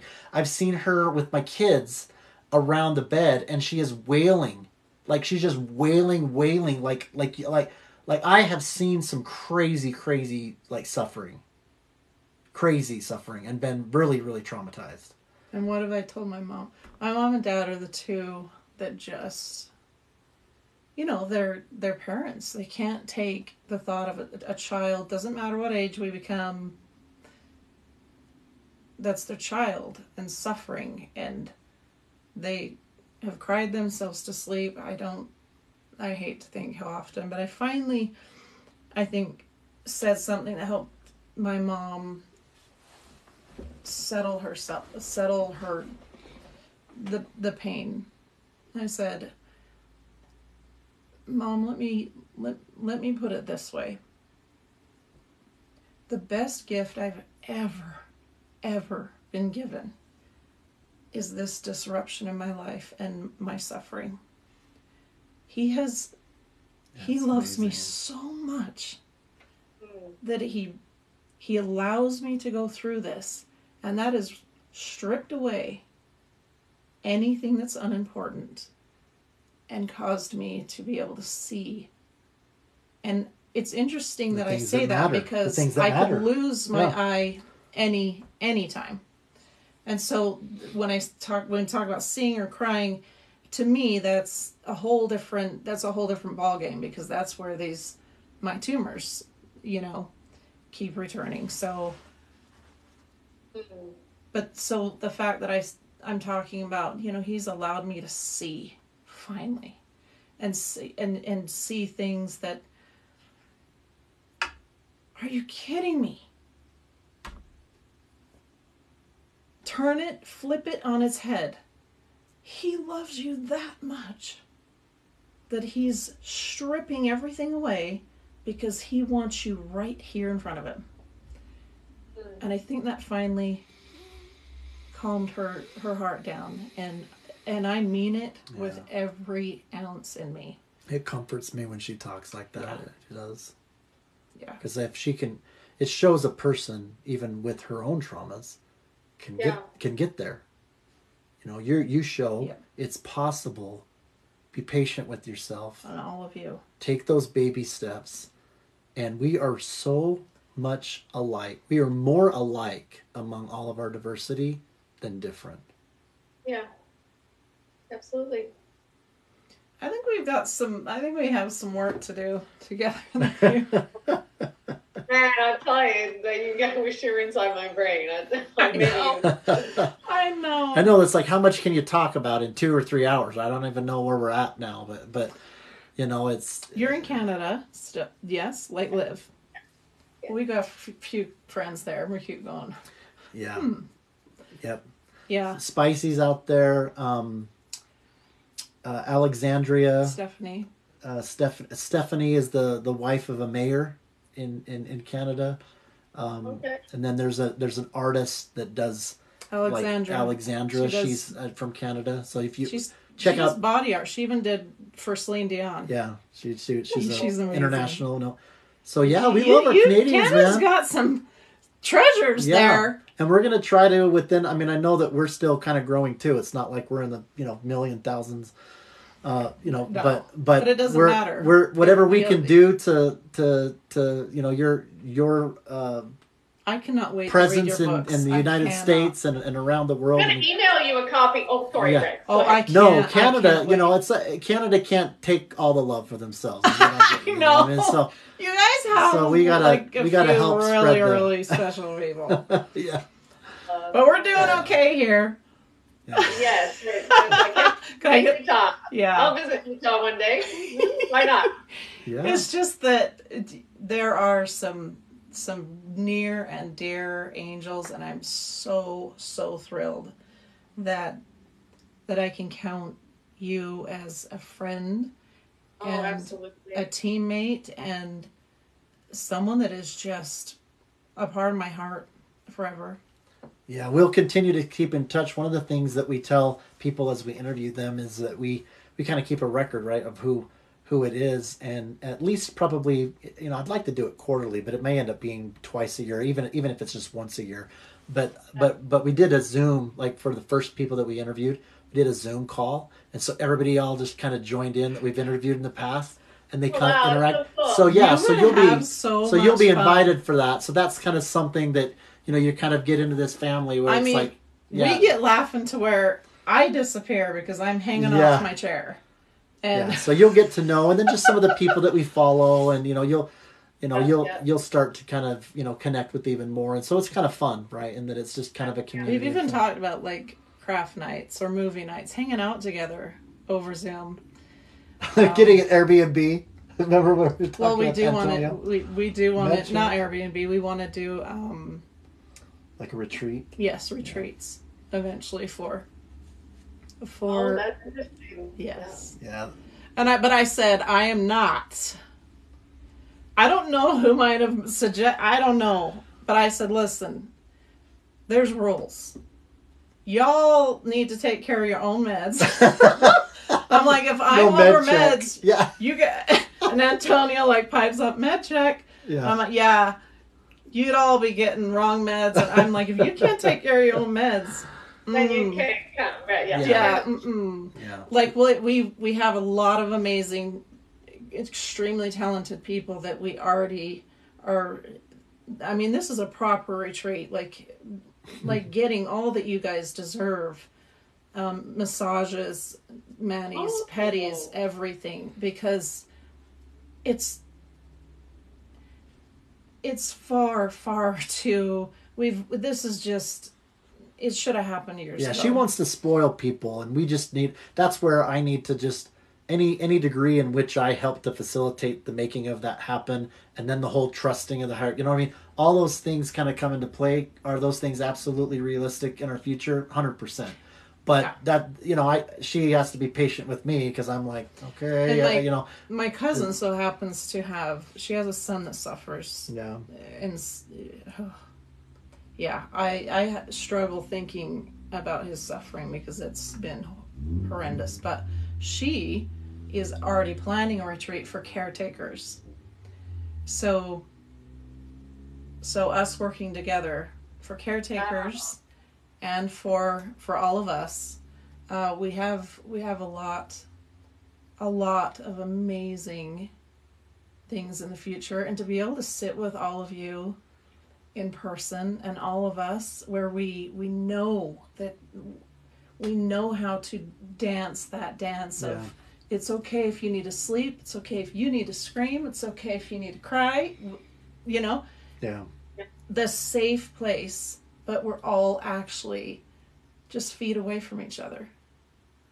You talk about unscripted, right? I mean, we never know how the interviews are going to go, and I just want to thank you as we're kind of starting to wrap up and give an opportunity for you to say what you'd like kind of as we wrap up here. But sometimes some of the interviews we talk about some of the specifics about what a person's condition is or what their pain is, and we spent a little bit of time on that. Obviously, if somebody gets your book, you really get into the details of kind of not just that incident, but other pains and things that you've gone through. But we've been able to talk, which ironically sometimes we don't always are able to get into, which is what some of that looks like on the other side of the moving into that space where I'm in a pain space. I have no coping. I'm got trusted, it's fine. It's one thing to say and to have us talk about to that point. That's a huge win. But so often we're not able to really carry that conversation further and be like, how do we move into a space where we talk about coping and appropriate place for meds and, spirituality and God and not have that cause people to shut off, right? Because that's even further into the conversation. That's even more of why people are just not going there. And this was a beautiful need to feel loved illustration of getting to some of that we have that we haven't always been able to. So I cannot thank you enough for that. It's been I'll say this to you. I don't think I've ever said this to anybody.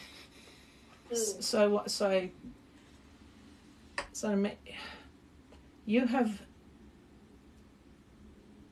and just, I think early this morning I sent Rex a message and I said, I don't know, because again, there's so much coming up, and I said, I don't know what's safe, and this is weird for me because I've been steady through my life, I don't know if Nell is even okay to be who she was meant to be, and I don't know if I want to just stick with what I've been doing, which I know isn't working. Is not. It's actually harming me, and that keeps me from fulfilling what I know I should be 100%. And this message was very real, very raw, to where I said, I don't know how I'm going to be today. I always kind of get ready and we just go with the flow. Mm-hmm. But you've settled something really, really deep. And I love it. You're going to cause me to be able to sleep more peacefully. And that doesn't come easy for me. So No. But I can already feel. In fact, I've never seen. Like he's like, this, I've got you. I've never seen anybody do that. Here. Never seen. We've talked to a lot of good people. Well, we have a lot of beautiful people in our life. Yeah. So thank you. I've never seen that happen in all the years. I feel like there's just something. Like we high-fived and came down. Yeah. Yeah. I'll see you later type thing. Yeah. Yeah, really. Big deal. So I can't thank you enough. And I'll find a way. It's not coming now, but I'll find a way to say thank you enough. And maybe my thank yous will be to show you that I have the courage and I'm doing it. This conversation and how God showed up here today is already like the only thanks that I need. The validation that I need is what he's done in this space. It's validating, it's affirming, and it's life-giving. Yeah. And you can't buy this. You can't shoot it up your arm. It doesn't work. And so that is I'm going to be spending some time with God, thanking him for you guys. Yeah. And me as well. Oh, now I have more ammunition to pray with you and for you and you as well. As well, my friend. So my heart is so full.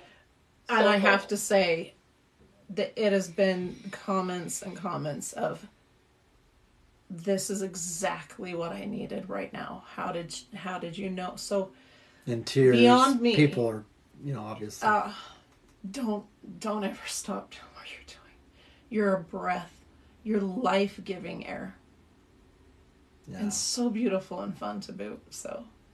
And what an introduction! This is just an introduction. I know, this is not hi in passing. So it's just amazing that we get to have you and all the goodness that's happening here. And we don't, like you say, we don't have to script what our next things are. Spicy said third cry. Your friend for life. I'm live. Yeah. Yeah. So This is what it's about. Boom. This is what it's about. Mm-hmm. I want to tell you, I got to tell your listeners something. This is like, okay, they see my titles and I'm an author, speaker. I want to tell you, like, I am from Newfoundland, like, never really had good English until I went to college and had, like, my papers. Like, I had really bad grammar and I still can't really spell that well. So I'm like, all these insecurities, you know, getting put in a wheelchair, they don't just go away when you get a platform. They get worse, right? Anyway, so I think that, like, the beauty of what I've been learning is to let go of my insecurities. My husband, Deanne, why do you read your story? Because I'm afraid that I'm going to mess up and say the wrong words. And so being able to be free and allow Holy Spirit to say, okay, I don't know what they're going to ask next. I don't know what they're going to ask next. Like, I'm telling you that, like, I'm a public speaker and I stress about improv more than you know. I'm only telling you this, guys, keep it real, because this doesn't come naturally for me. Being on a stage and being interviewed by media left, right, and center, like, I'm telling you, like, I'm like, I don't know what the questions are. Oh my goodness! And then you're human. That, like, practice and whatever. But I'm telling you, I've relied on God's strength to help me. Where, you know, like, what if I say the wrong thing? And anyway, I just want to say that because, you know, it doesn't come naturally, and I'm learning as well to let go and let God just organically keep telling me, Vahen, it's in you. Yes. Trust me.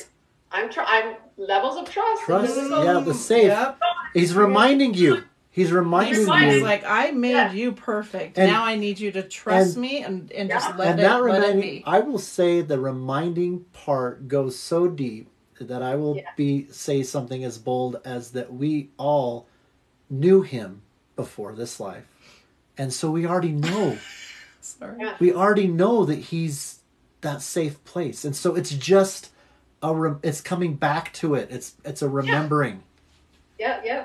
He knew me. All my quirks, and I always, you know, the way that he made me, I always thought was insecurities, and I was like, I always thought that, like, if I was to look at a room, I'd always peg myself as not the sharpest tool in the shed. Like, I'd always be like the less smart, you know? And I'm like, so I'd always be a little insecure around people, and I would be like, you know, whatever. But I realized that, I think, knowing that, because if I had to rely on my own eloquence, I would, if I could, but I can't. And I think the beauty of what it is that people don't want to really see polished. Like, it's really good to be good at what you do, and you practice and you try to make yourself better, but there's something that you can't practice that Holy Spirit gives you in the moment. And that is something that I'm learning on in a new level in COVID, because I've had to dig deeper and learn to trust more and, you know, like, rely on him more and more to dig deeper so I can love that person, so I can practice self-control, because that person just needs to whatever, right? Like, there's anyway. You hit it so beautifully. The ones that I connect to the quickest, the fastest, and the deepest are the ones that are, I don't care if you're tripping up, you're pausing, you're what, but you're real, and you've got a message, and you're doing it anyway, regardless of whatever your circumstances. Which, it's crazy. You know, it's Rex being on it's Good courageous, Things Utah, I think there's a couple little words you know, it's intimidating to be on stage and be interviewed by not one person but two, and you know. And I've even thought, like, well, I have moments of, and you guys know best. Being nervous, we gotta get where the thought just, like, Rex has to be careful, or anyone around me, to when I'm in the middle of a sentence to try not to interrupt, because whoop, and that's just because the trauma that my head's been through, and my brain's caught in between, and then, but I'm laughing at I gotta tell you, so. This is how cool our people Here's a couple of comments that will kind of. Antonia says, I'm not crying, it's allergies. Spicy's He's a guy. By the way, you want to talk about Antonio Voices? You'll follow him. You have to follow him. Antonio Voices. So Spicy says, here's a tissue for your allergy. Like. Yeah, that's a guy who's oh my word, he's not afraid angel. to be emotional as well. He's got bipolar, and he was the first one that he's so stinking fun. He just funny. He has been such an instrument in helping people Yeah. talk about. He has been such an instrument. I'm trying to get the live feed here. I should have done that before, but You're that's fine. Okay. That's okay. Yeah, but It's been more than a pleasure. Healing. it's been healing. Yeah, healing, Profound. affirming, and I feel that maybe, I mean, no, that there's been breakthroughs, even if it was just us three here. Yeah, True. That, like, even if there wasn't anybody watching. Oh, there's been a lot. And I love it because this is recorded and it will be uploaded to YouTube, and so people, as we grow, they're watching those, they'll be able to always be able to go back and look at this. back. That's pretty and precious. See it. And you could use that as however you'd like, right? I mean, I know you've got a ton of different things, and I don't know how frequently. I don't know how frequently you're able to, that you've interviewed for maybe 3 hours, right? But maybe I don't know if this is a first or not. The longest interview. Maybe it's a first. Maybe it's a first. What I love though is I feel what we strive to do is just talk. It's just a conversation, like you're in our front room, and we're just talking. That's what it should be. Which is why I'd love you on a Zoom, because we could laugh at each other so hard. Yeah. Which is what we need more of. Yeah, we do. But we're gonna let you get rest. Yeah, go to sleep. Online so first. much We'll be love. an hour before I online for sure. Yes, and give your husband a big I might be there with you. Funny. He was calling in because he's not expecting me to still be in an interview. Yeah. What kind of interview is this? No, we're talking to friends. Yeah. Oh man. Yeah, you thanks guys, to everybody who stuck in this long. Yes. And thank you. And reach out to me, please, if you have questions or you want the book. Please let me know. There you and go. How can people get a hold of you? What's the best way to reach out to you on social media, you can, website? DM me on Instagram. My website is just goingfarther.org if you want to reach out to me there. But, find me on social media. It's just VN King, my name. VN King on social media, anywhere to reach out, and I'll get your email and send you a copy of the book if you'd like. Absolutely. Aww, love it. You guys follow generous. her. You will be blessed. Share her. Let's spread the world with people like her, and especially her unique soul. Yes, because she's absolutely an angel. So we appreciate everybody for joining us, and especially to you. Thank you so much. You're so God beautiful. bless you all. Okay. Thank you so much. And very restful, peaceful, joyful night. All right. God bless you. All right. Have a good night. Gorgeous lady. See you guys. Yes. Bye, you guys. Bye.